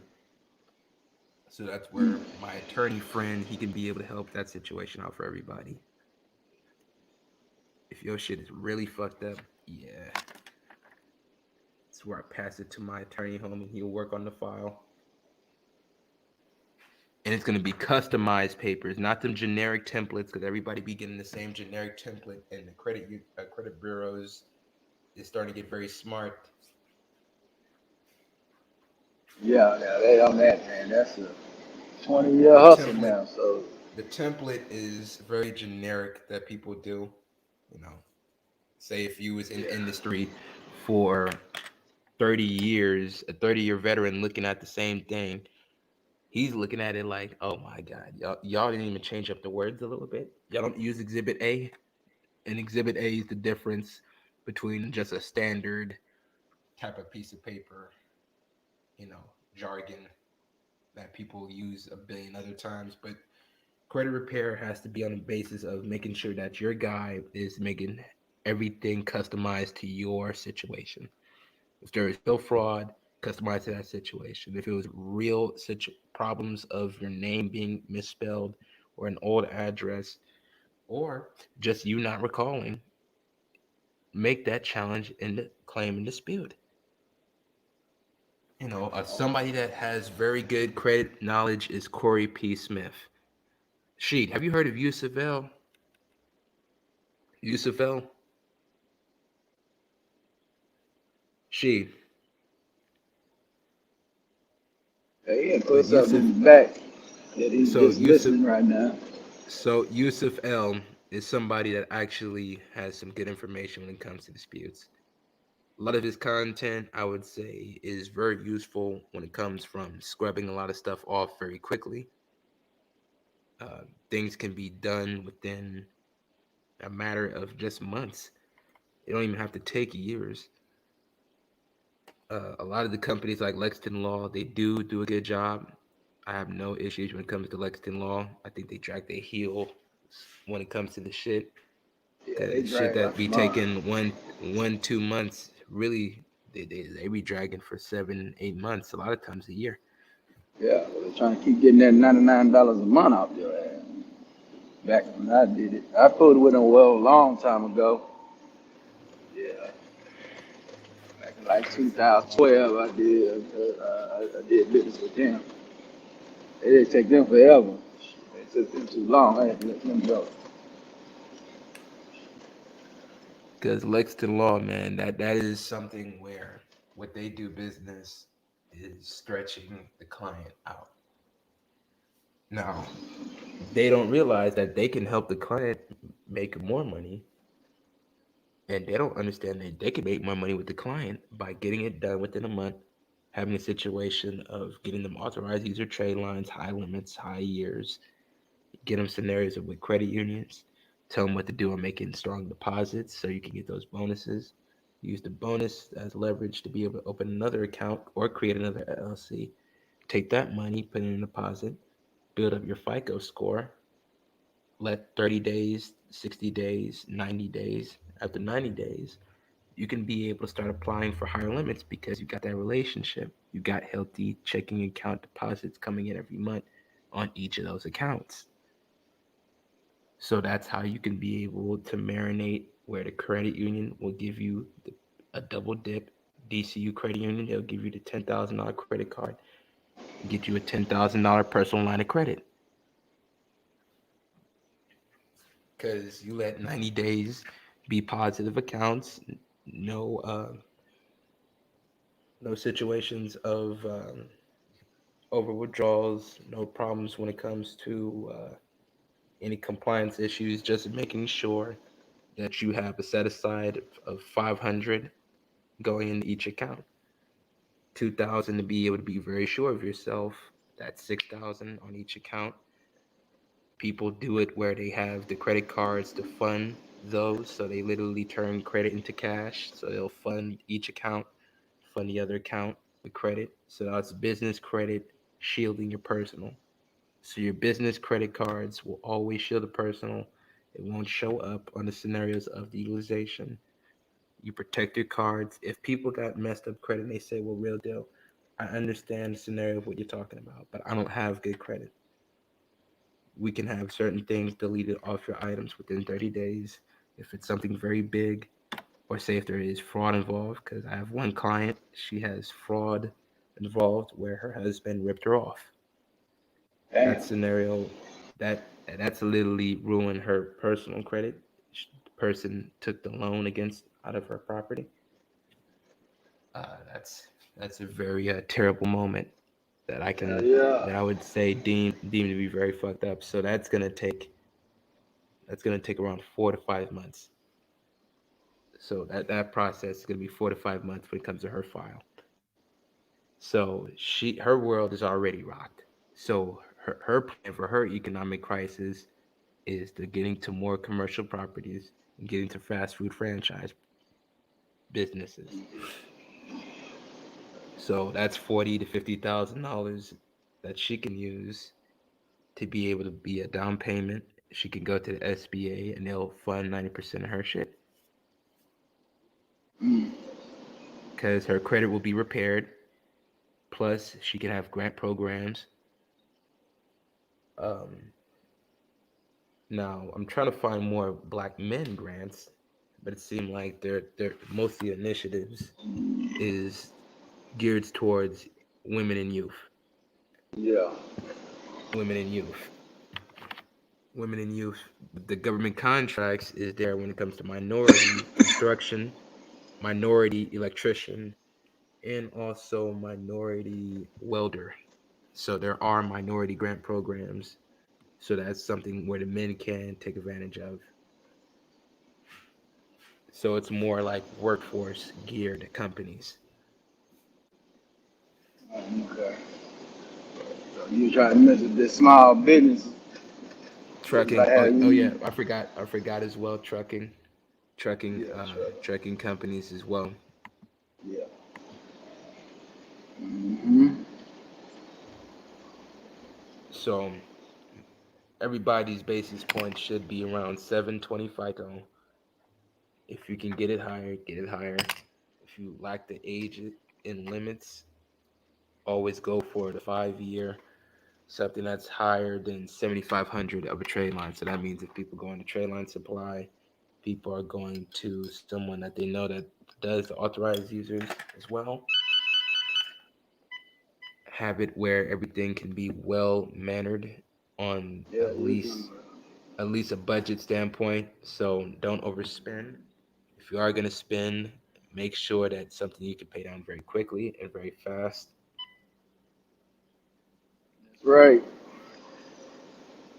Pretty much Very that's how you quickly supposed to and use very credit. quickly, very quickly and very fast. Within 10 days on something small. If it's something big, within 20. So you get that utilization eliminated. Keep it If down. it's on if it's on the business credit side, you can do the 45 day.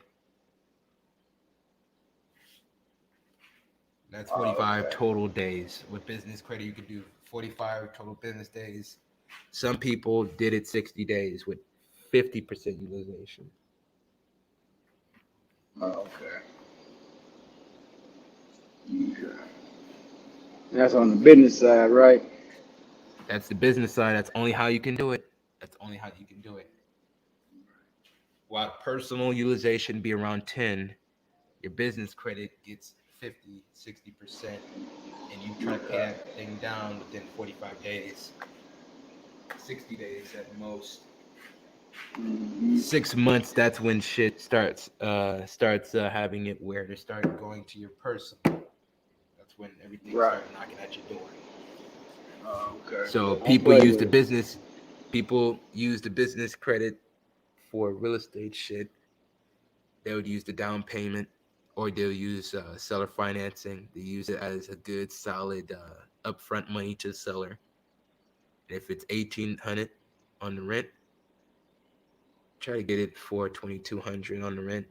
And if the lease payment is around 1,200, you got the spread around 900, $800, $900. So that's a good spread in between stuff. Hmm. Okay. Yeah. So that's subletting. Yeah. So you use it. Yeah, pay that Properly stuff out, subletting. man. Yeah, you ain't supposed to swipe a card because what you want to buy unless you got the money already anyway. You just laying it. You know you're trying to got some money coming in from whatever you're doing to double and triple it up. So now you ain't doing nothing but paying what you've been paid. So that's where the 45 days come in at. So you got about you got about 6 weeks to get that knocked out, man. Yes, you got six to 7 weeks. Hmm. Yeah, 6 to 7 weeks. knocking That's why people should put more money on that marketing, because that can get you more reach. That can get it. you more Yep. attainable situations of your products, getting the right people that are ready to buy. Yep. So Ready to buy. Google search ads is great because you can properly pinpoint everything from the bottom up. So that means that if you have a drone store, so if your drone store is, how could I say, a $250 product, your marketing budget would be around $500. And that's the start Okay. off marketing budget. You would put Hmm. $20 a day. That's paid per click. So that means that you don't have to pay unless there's clicks on your website. So that's where negative keywords, that saves you money on your budget. You can be able to preserve your money. You can use the keywords of drones for sale, drones for discount, drones free shipping. So that is the main keywords that you want to get. So that's cheap. How can I put it? That's cheaper cost acquisition. So that means your acquisition to each $250 product should be around 50 to $40. $40 to $50. Every $40 that you spend on Google should be a sale. So Oh, Facebook okay. ads is good for blowing up your product very quickly, but the problem is it's not a lot of people that are paying traffic. No, they just don't like your shit and keep it moving. Sometimes it takes 4 to 5 times to be able to reach somebody, man. Hmm. Get So somebody to buy. so that's where mark having the term manufactured spending comes into play. So people that have a 770 credit FICO, they can get American Express. Getting a person that far when it comes to my services would take 3 trade lines if they already have all their stuff removed. Meaning that any type of late inquiries, hard inquiries, scenarios of open accounts, that needs to be scrubbed off. That's scrubbed off. The 3 authorized user trade lines, high limits, that'd be $20,000 each. That's 60,000 in combined credit. That credit can be used on getting a $25,000 Navy Federal. if you're already connected with Navy Federal, get you 3 business credit cards, and I'll get you the Ink Preferred Chase business credit card. You can get the Platinum City Reward business card, and you can also get the Chase Rewards as well. Hey, Marina. That's right. Mm-hmm. So people do the credit card stacking. If you're very aggressive, people do 9 credit cards. So that's 5 on the business, 4 on the personal. Okay.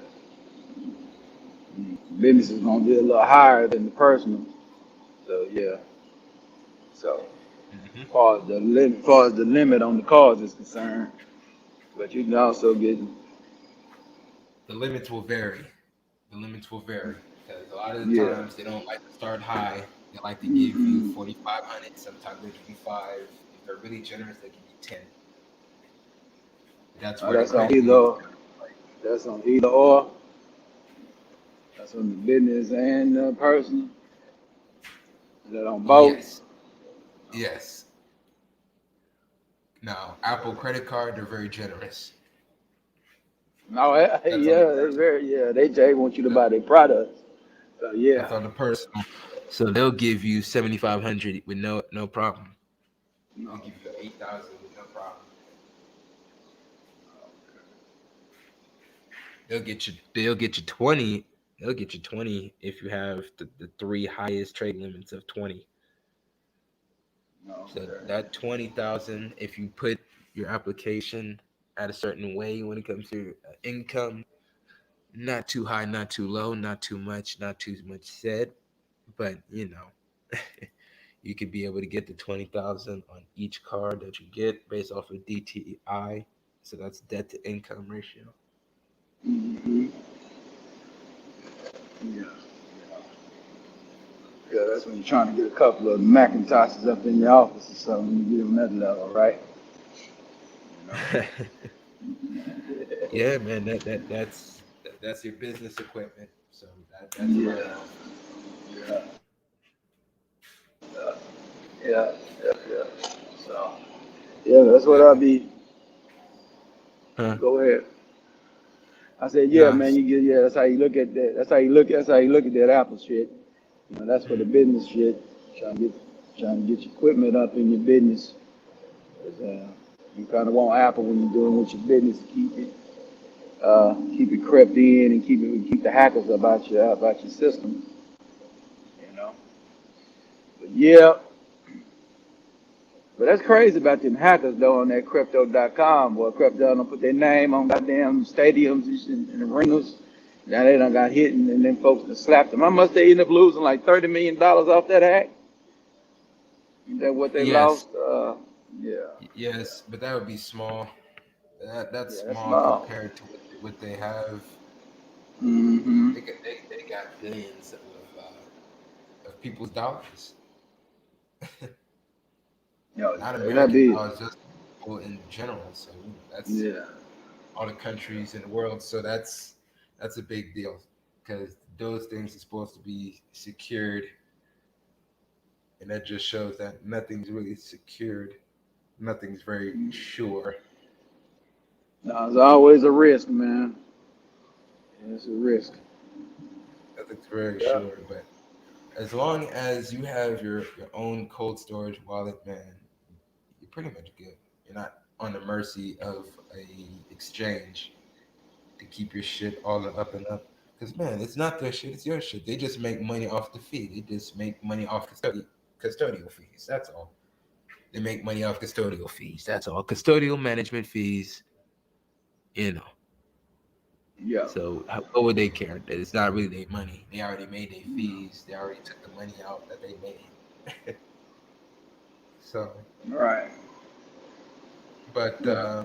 when you get It's everything yours. situated, man, definitely give me a call back. Oh yeah, I'll get everything situated, man. And get everything taken care of tomorrow. Now I'm on the mercy of the United States Postal Service, so that's all I got to wait on now. I'll Okay. be up there tomorrow or Wednesday, and then I'll Go on and get in there and they send me my card. Mm. There's a way I can get it a little quicker. I do that. See if Uh, they FedEx it to me or whatever. If they do that, and then I have it. Then I have it. I have the pictures took for you, and I'll send it to you. And you just let me know when I need to go and drop the money down, and then I just sit back and wait for the magic to happen, man. Wait for the boost up. yep. Within Yeah, 2 weeks, man, that trade line pops in within 2 weeks. That's something where you can be able to get pre-approvals. People use Credit Karma, so you'll see the Credit Karma approve. So you'll see Upstart. Upstart will try to give you a loan. okay. SoFi Bank is actually good when it comes to personal loans. Discover It and Discover It Blue. They're very good personal cards.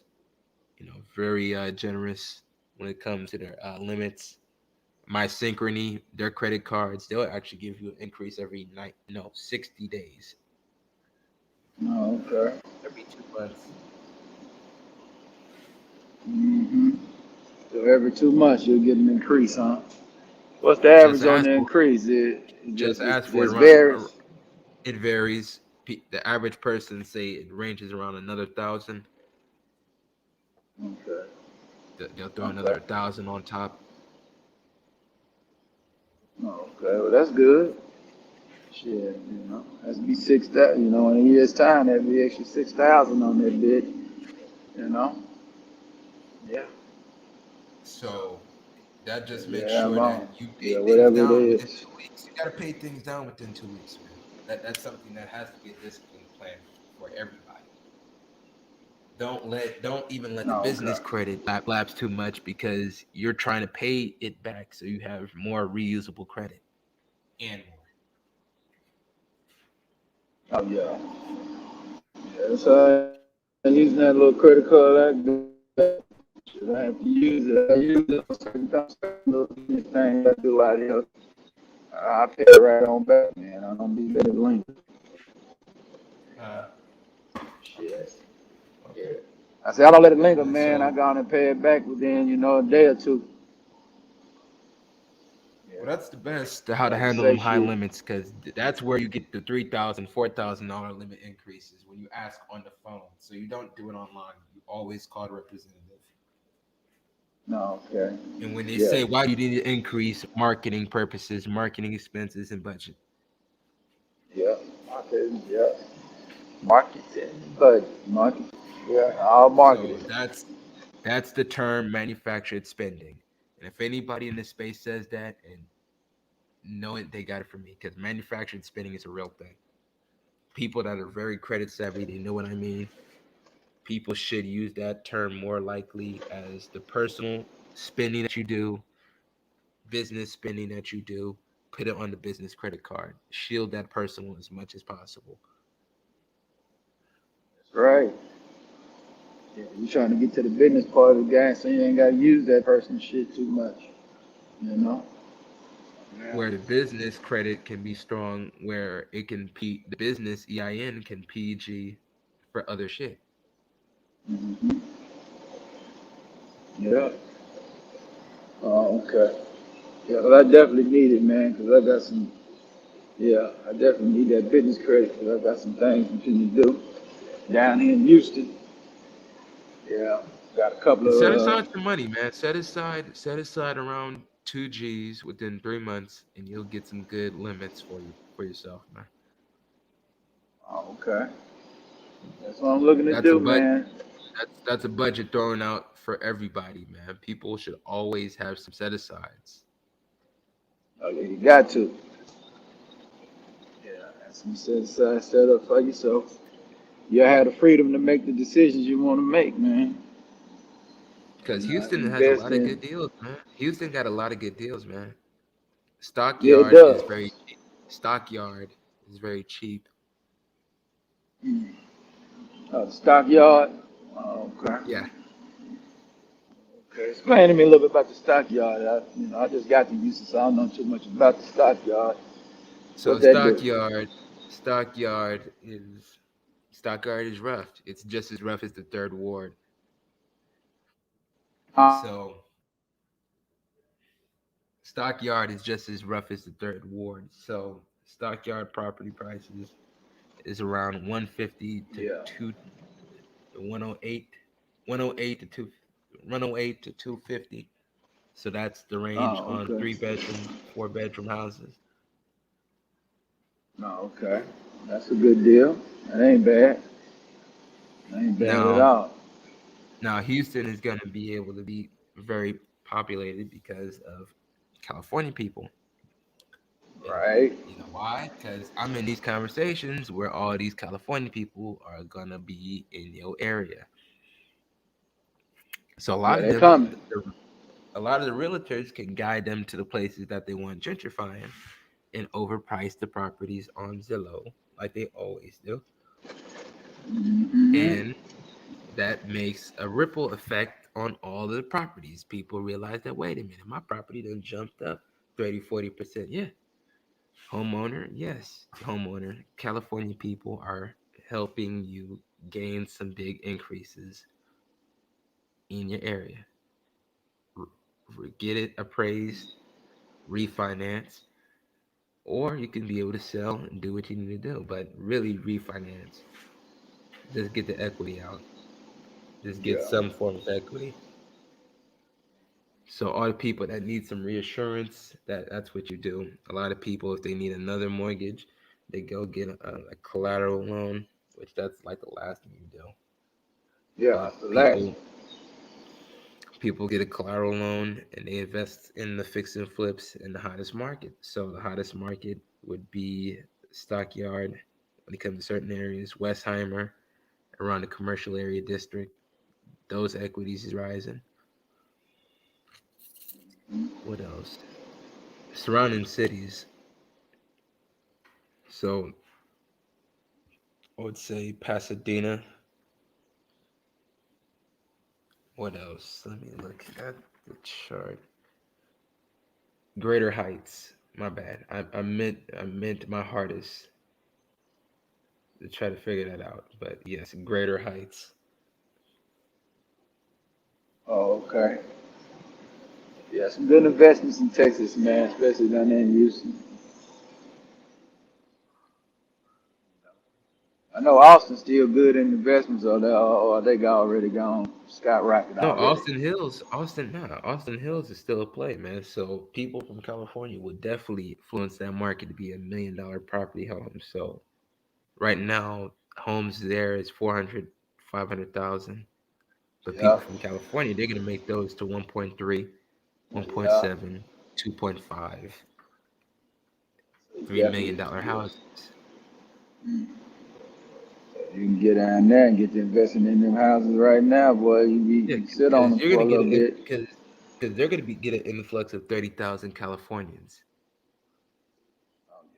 with properties sold in their areas. Hmm. So let me Okay. do the math. Let me do the math on 30,000 Californians. Say if they have the estimated $850,000 in sold properties. So that That's a means lot of that's money. that's 25 billion. So that's 25.5 billion. So that means 30,000 Wow. Californians that sold their properties in that range around 850,000. That is a lot of money coming in. That is an It influx is. of that is an influx of properties being bought up.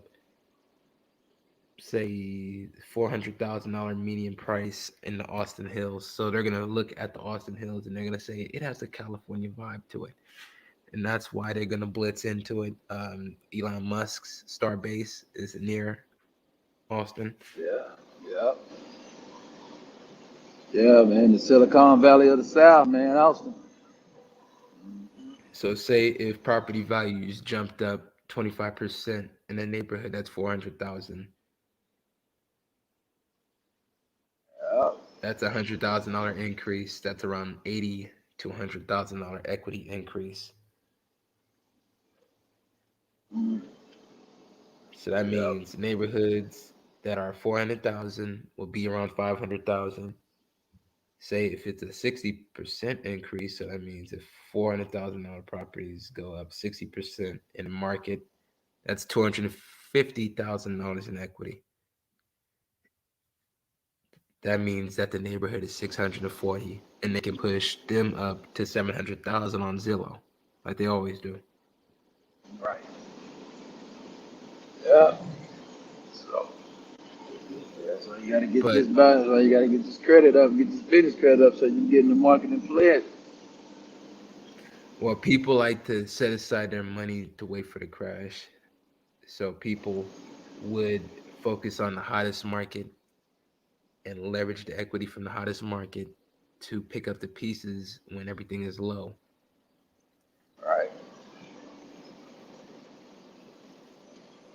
Don't get Absolutely. me wrong, people don't get me wrong. People get on the daisy chain where it's just property value just going up and up, up and up. 600,000, now it's 800,000, 800,000, 900,000, 900,000, teetering back and forth to 950. So that happened in Inglewood. Inglewood, that happened. Inglewood Properties is actually $900,000 nearby the stadium. So that's where the big super stadium that they built, people got involved in 2011. They're winning in 2022. Mm. So when everybody told you then, don't invest, don't invest, we don't know where's the bottom. The bottom looks like to me the bottom was in 2011, 2012. At least when it comes to the real estate market. Oh, okay. So this, yeah, yeah. That was coming after what? Yeah, that was 4 years after the crash and shit. It happened in '08, right? Well, really, the crash happened in '07. At least the remnants Okay. of remnants of people starting to falling off the economic bracket.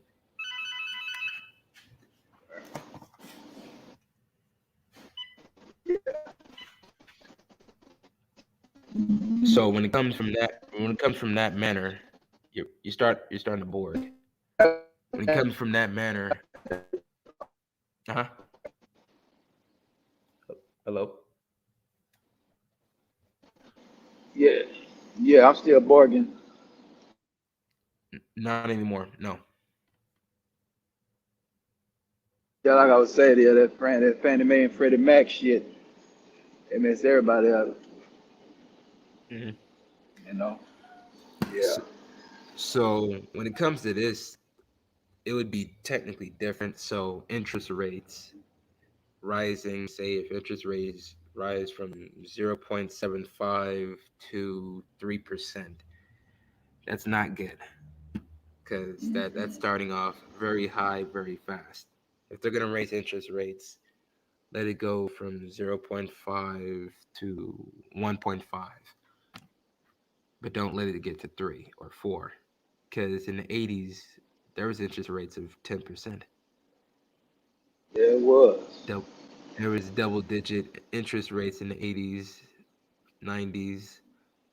Then it started cutting within time, start cutting. But everybody should just focus on their plan. So building your credit doesn't hurt. Building up your cash flow doesn't hurt either. But really, for the people that does work, man, get a war chest out there. Get a war chest of funds. Get yourself a war chest of funds saved up. That's the smartest thing that you can do. Okay. That way people can be able to weigh their options when the opportunity comes. They can be able to do some price comparisons, look around in the market, see who provides the service. People can also be able to do some more due diligence on figuring out what is their product, where they're going to get it from. It gives more sure of clarity. It gives more share of clarity. No, okay. Yeah. But yeah, I saw you on Mhm. Ism show this past weekend. I saw you out there, boy. You was out there trying to get it. Yeah, yeah, yo. This is the business panel, man. Yo, no, man. This is the business panel. What are you doing, man? What you I just doing, man? messing We with we you. I just messing with you. That's why I said. That's why I didn't say it all. I just said I saw you over there, man. That's all. That's it. I'm done with it. Yeah. But but yeah, man. It is what it is.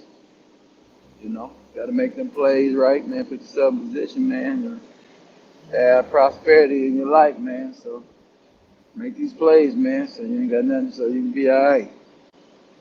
You know. Because really, people need to get ready for June. Because June, everybody wants to do something for the summer. That's where everything happens. Of gas prices is going to be extremely high. Yeah, gas It's prices, going to be boy. extremely high in June, July, August, September. So that means ExxonMobil is going to keep on making more runs. Um, 76, Phillips. Uh, what else? What else? BP. BP is going to make a lot of money because oil prices hitting $5, 5.50 in California when it was 3.85 the previous 3 years ago. Yeah, so that $6 can be here in California. $6 can be in. What's the gas prices in New York? Man, shit. I What is think the I gas prices saw in New York? it's up to about $4. The last time I seen it. And New York is a Shit, it was bitch because hardly anybody in New York got a car. That is funny. Okay, New right. York gas prices. New York gas. And it's hell for Okay. trucking companies as well. It's hell for trucking companies trying to operate a business like that. Oh yeah, man. You gotta kind of know where to fuel at, man. When you going in now, so a lot of people try to fuel either in Virginia or they'll try to fuel in a little bit in PA, Hmm. or they go in there. Yeah. So that's what you gotta Okay, so do. the gas prices is 3.50 in New York. A month ago it's 3.50. A year ago it was 2.50. Wow. See? See? See? Yeah, well I said, almost $4. Yeah. Telling you, man. I don't know what Biden doing, man. He doing this stupid ass green energy shit. It's gonna make everybody broke. Yeah, Okay, he that's shut that goddamn Keystone pipeline down. It raised everything. man, Yeah, that fucked orange up. man told y'all that. Orange So let man me told you put that in the debate.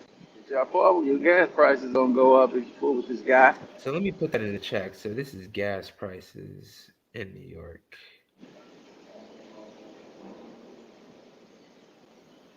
Yeah.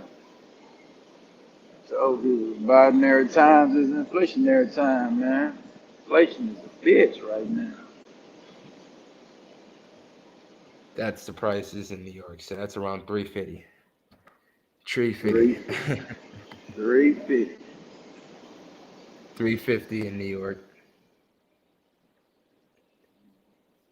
People can see what was the gas price a year ago.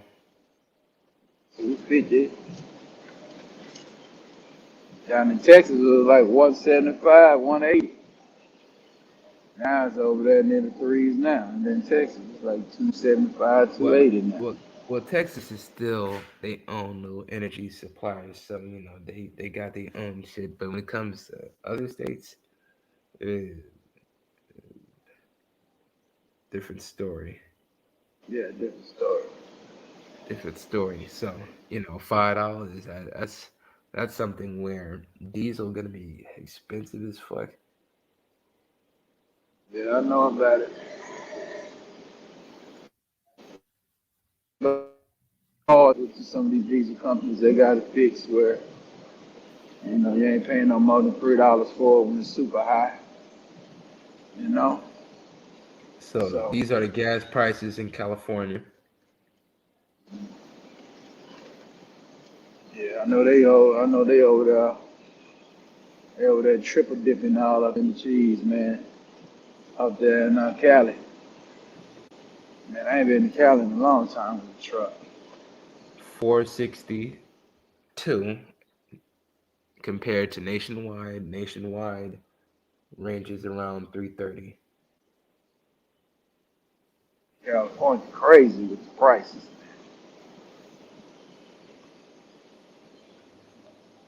462. They always been high on fuel though. Well done. Yeah, I think back when the fuel was a little cheaper, they was still in the upper. They was still in the threes. 380. Hmm. They 380. don't give. Yeah, they don't give a damn what happens. They gonna keep it up there. You know, they Average trucker skyrocket the got fuel. average trucker Mm-hmm. got about 600 miles, so 660 miles is 110 gallons of fuel. Mm-hmm. So I done seen gallons. $500. 100 $500. Yeah, Bing five bing hundred fifty bing bucks. bing bing bing. Yeah, that's why. His expense used to be around 250, 300, 3 bills. Right. I remember back in the day when So it went up scoop high, the truck company tell you the fuel, the fuel in Arizona, or you go in there, or you go in like LA, then you had to go in to like San Francisco, they had you go another route. So if you go up 40 and shit, you fuel your ass in I'd say Arizona. 'Cause Arizona used to be like $2.85, $3. They tell you to go and top it off in there. And they go to get you in there to drop it off and get you right out of that motherfucker. And then sometimes if the freight was bad, they had your ass dead head down. And if you did have to buy fuel there, you only bought enough fuel to get you out of California. So you needed fuel in LA, they tell you put about 50 gallons in there. As soon as you get to Arizona, go on and top it off. So that was the strategy with trucks dealing with the California rock, the California spike. mm, But I don't know what Arizona fuel prices is right now. So that was the strategy. And like I say, in Oregon and all them, they still Oregon is right along. Oregon and Washington is right along with California, so they ain't gonna do you no better. I think Nevada, so they uh was they was a little deep. I think Nevada back in the day. I don't know what Nevada charges diesel now. I ain't been out there so damn long. So you know what Nevada charges for diesel right now? let me do that really quick brief. Yeah, 380. right. Yeah. So 380. 380. So so you got to get fueled out when you go in. Oregon 392. Okay. Tennessee Yep. $3. Texas $3. Hmm. And all these numbers used to be $1.80. A buck Hmm. 92. Ain't that a bitch? So for all the people that's coming in, please like the video. Feel free to be able to come in and join. Open panel. Click on the link. That is funny how everything used to be $1.80.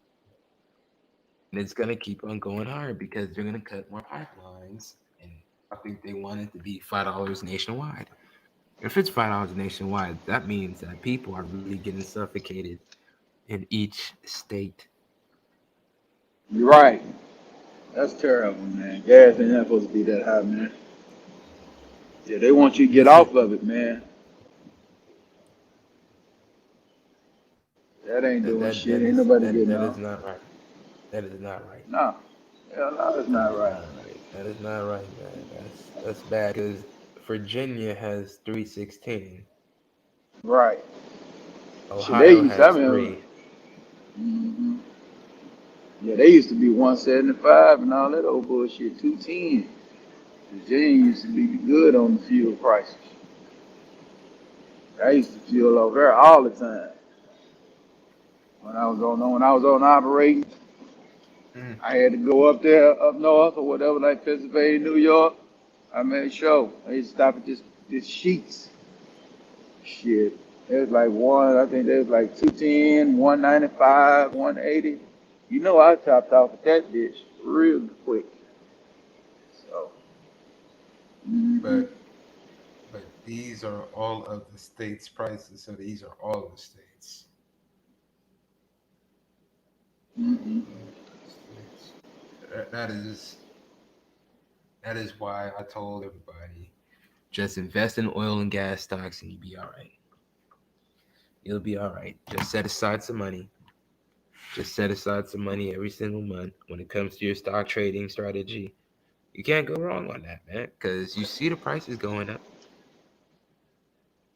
yep. It's going up. It's the play. Yeah.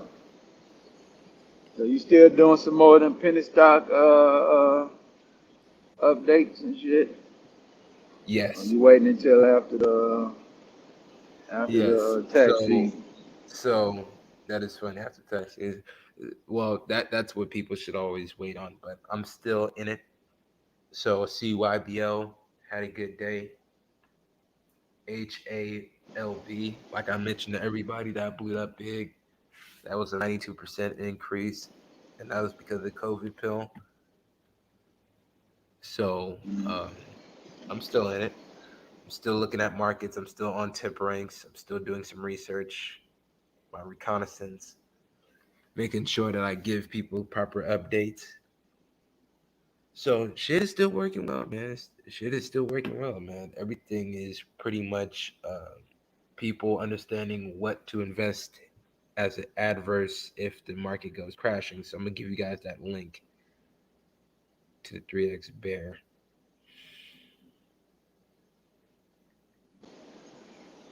Yeah. There it 3x is. bear Yeah. ETFs.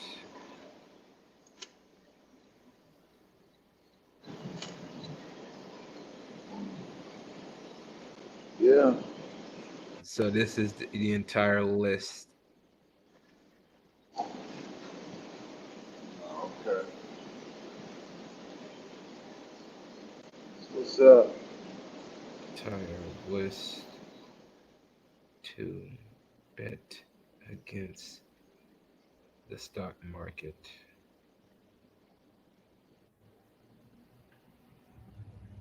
Yeah. Well, I'm gonna go and step down real deal. I just wanted to come up here right quick, check on you, see what was going on. Yeah, I have everything. I have all this stuff for you, man. As soon as I get it in the mail, as soon as I get it from the post office, and I have everything sent to you. All right, no problem, man. All right. You have a good night.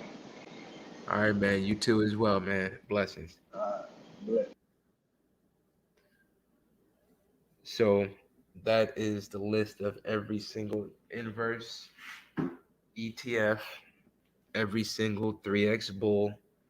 So that means you're making the money on a scenario of semiconductors. They're still going up. So TSM still going up. So a semiconductor shortage, supply chain crisis, whatever they say on the news actually helps those stocks. So those lists are in that link right there.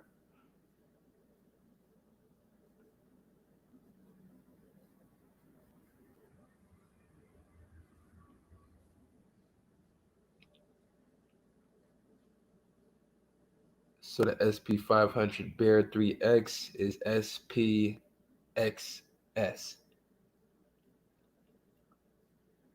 So from year to date, it's up 26%. So people made money on that.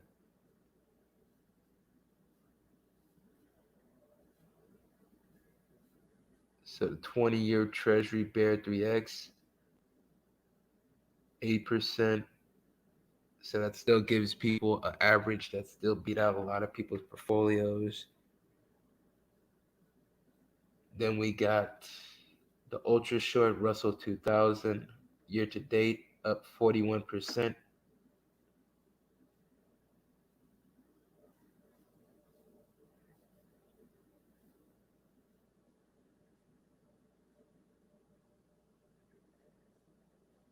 Technology Bear 40%, and also for today 6%.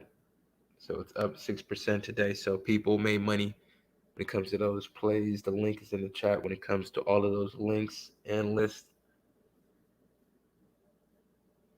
You can be able to do your research. You can use tip ranks and add along with it.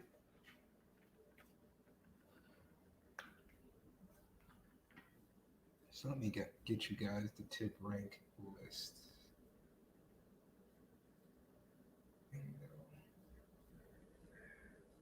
Okay.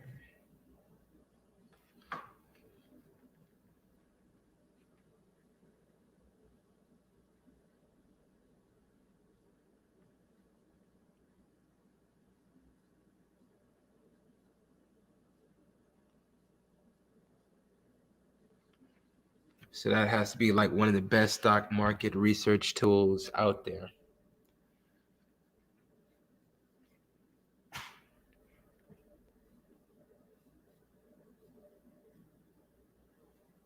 So that's for fundamentals, technicals, opinion pieces, all the above. So you can research lithium stocks, you can research uranium stocks, all on that website link. So for all the people that's coming in, please like the video. If you want to be able to come up and join, it's an open panel. The link is in the chat. Okay.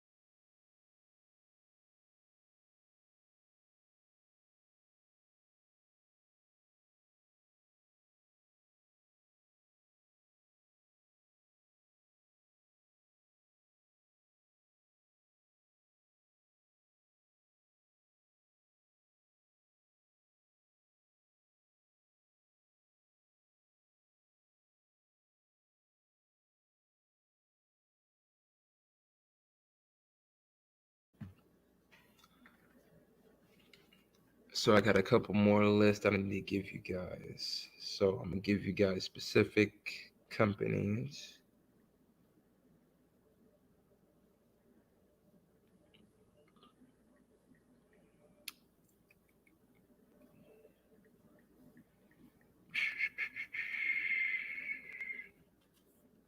Let me put this in the chat for you guys.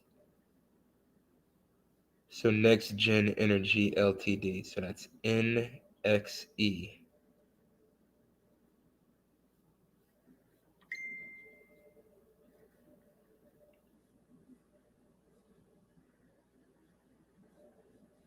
Then we got Sprout Physical Uranium Trust Fund.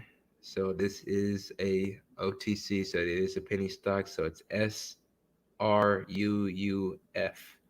It's a Canadian-based fund. It's been buying up uranium and presently holds 32.6 million pounds of uranium.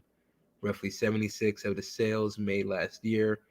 The largest uranium firm in the world. So I'm gonna put that in the chat for you guys. Bingo.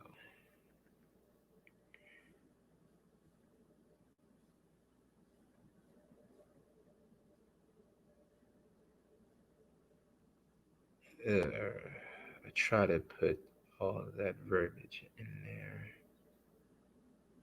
So let me delete this.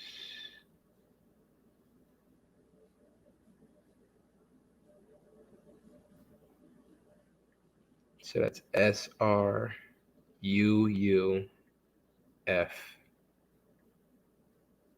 There we go.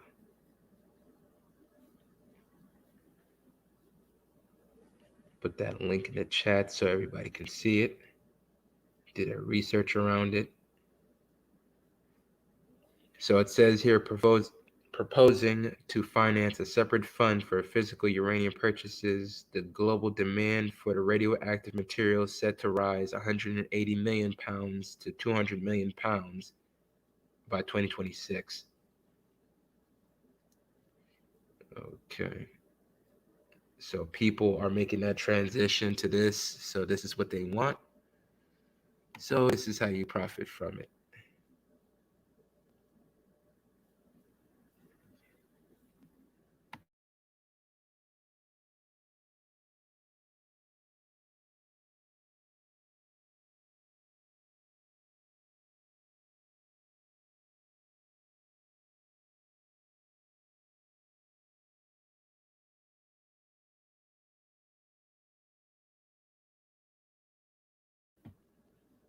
So these global initiatives, people are going to go forward on these global initiatives.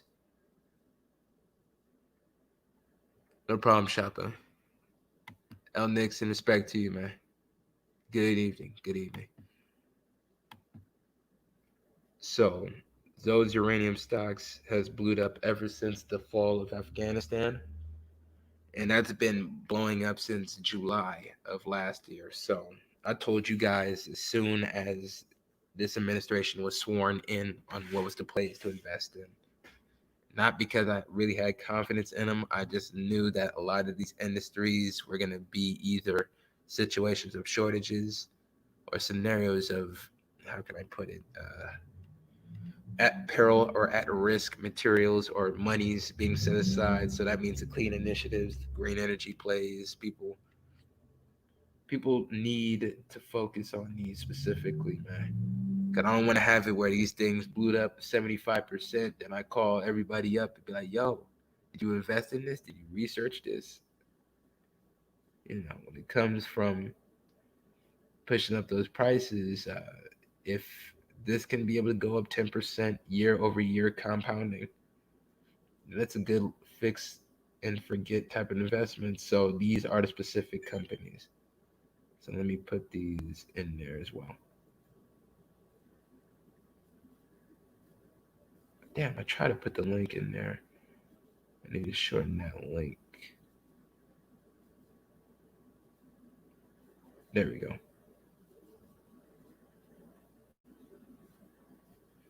Meet Kevin, he's useful. That's funny how you be going at Grant Cardone. That shit is funny.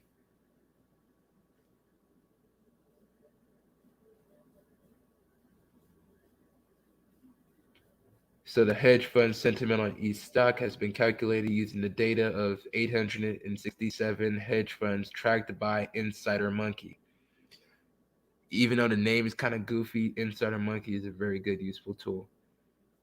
So a lot of the hedge funds are mainly looking at what is going to go on in the next 6 to 8 months. But Australia, it has situations where Palladium Energy Limited. So this is a French company. No, this French company actually has a over-the-counter ticketer. So I'm trying to find that over-the-counter ticketer.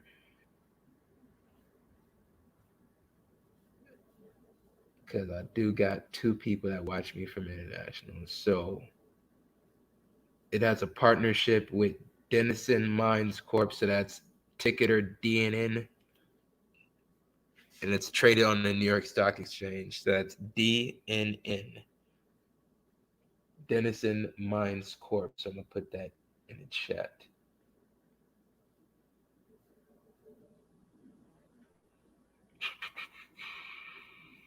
Uranium.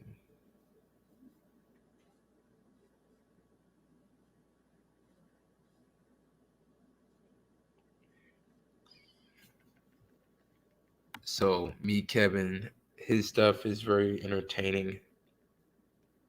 Him and Graham Stephen, I both watch their content from time to time. Okay.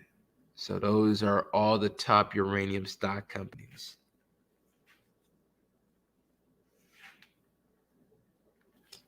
So those are the ones that you can profit the most. Denison's Mines Corp.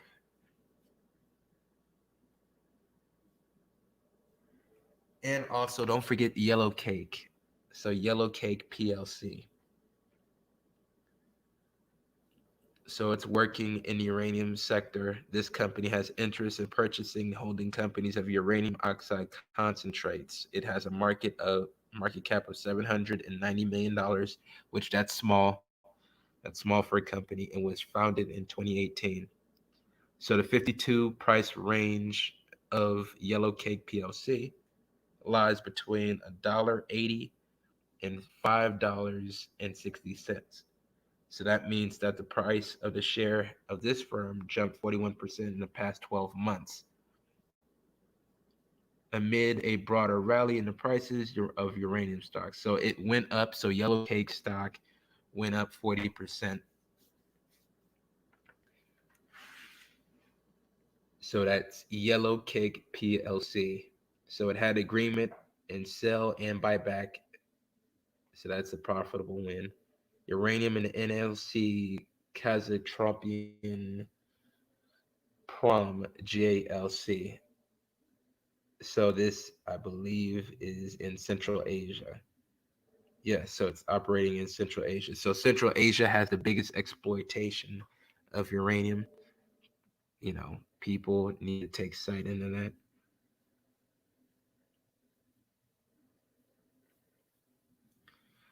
Okay, so let me get in contact with a client.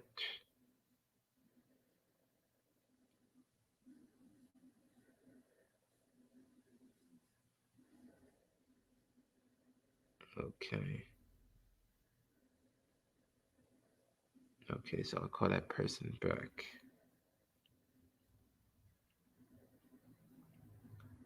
Okay, so this is a Russian company, IOB KLPI. So this is partnership with Uranium Royalty Corp. So that's on the NASDAQ. So that's UROY.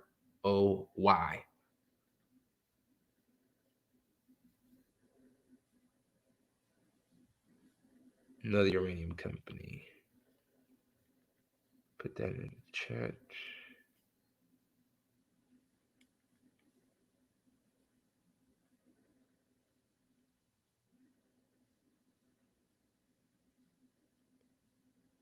Damn, I messed up. Hold on.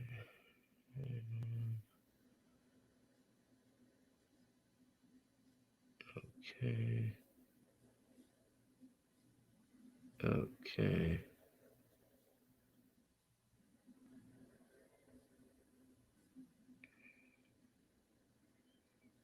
Make some adjustments. Bingo. Okay. So it has a market cap of $332 million.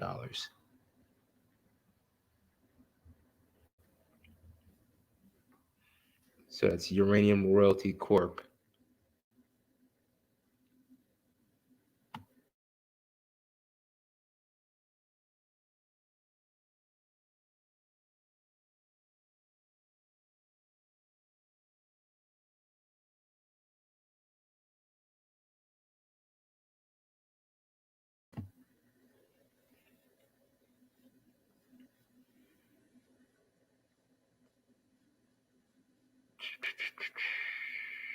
So I'm gonna lastly end it off with shipping stocks. Then gotta get in contact with my clientele. Okay, shipper containers. So shipping containers was 3,000. Then them things went up to like 30, 40,000. So this is how you can profit off those shipping containers going up.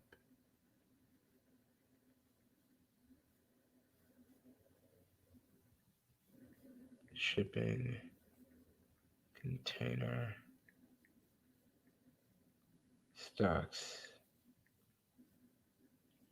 plus it will continue to rise with supply chain issues.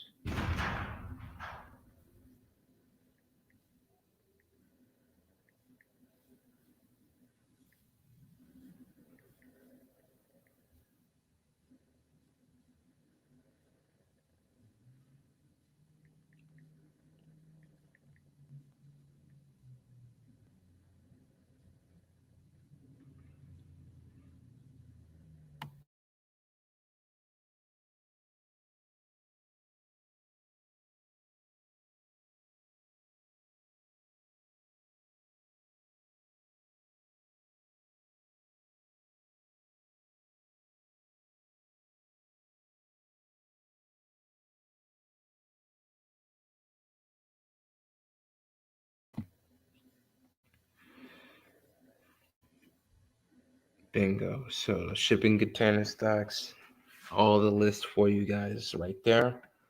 I'm Real Deal Financial. If anybody needs to get in contact with me when it comes to credit repair or business credit, creditbuilder475 at gmail.com. Creditbuilder475 at gmail.com. If anybody need any trade lines to be able to help boost your score, creditbuilder475 at gmail.com. I appreciate everybody. Please have a blessed and wonderful night and evening. I appreciate everybody. Thank you for supporting. I appreciate everyone. Thank you, and bye bye.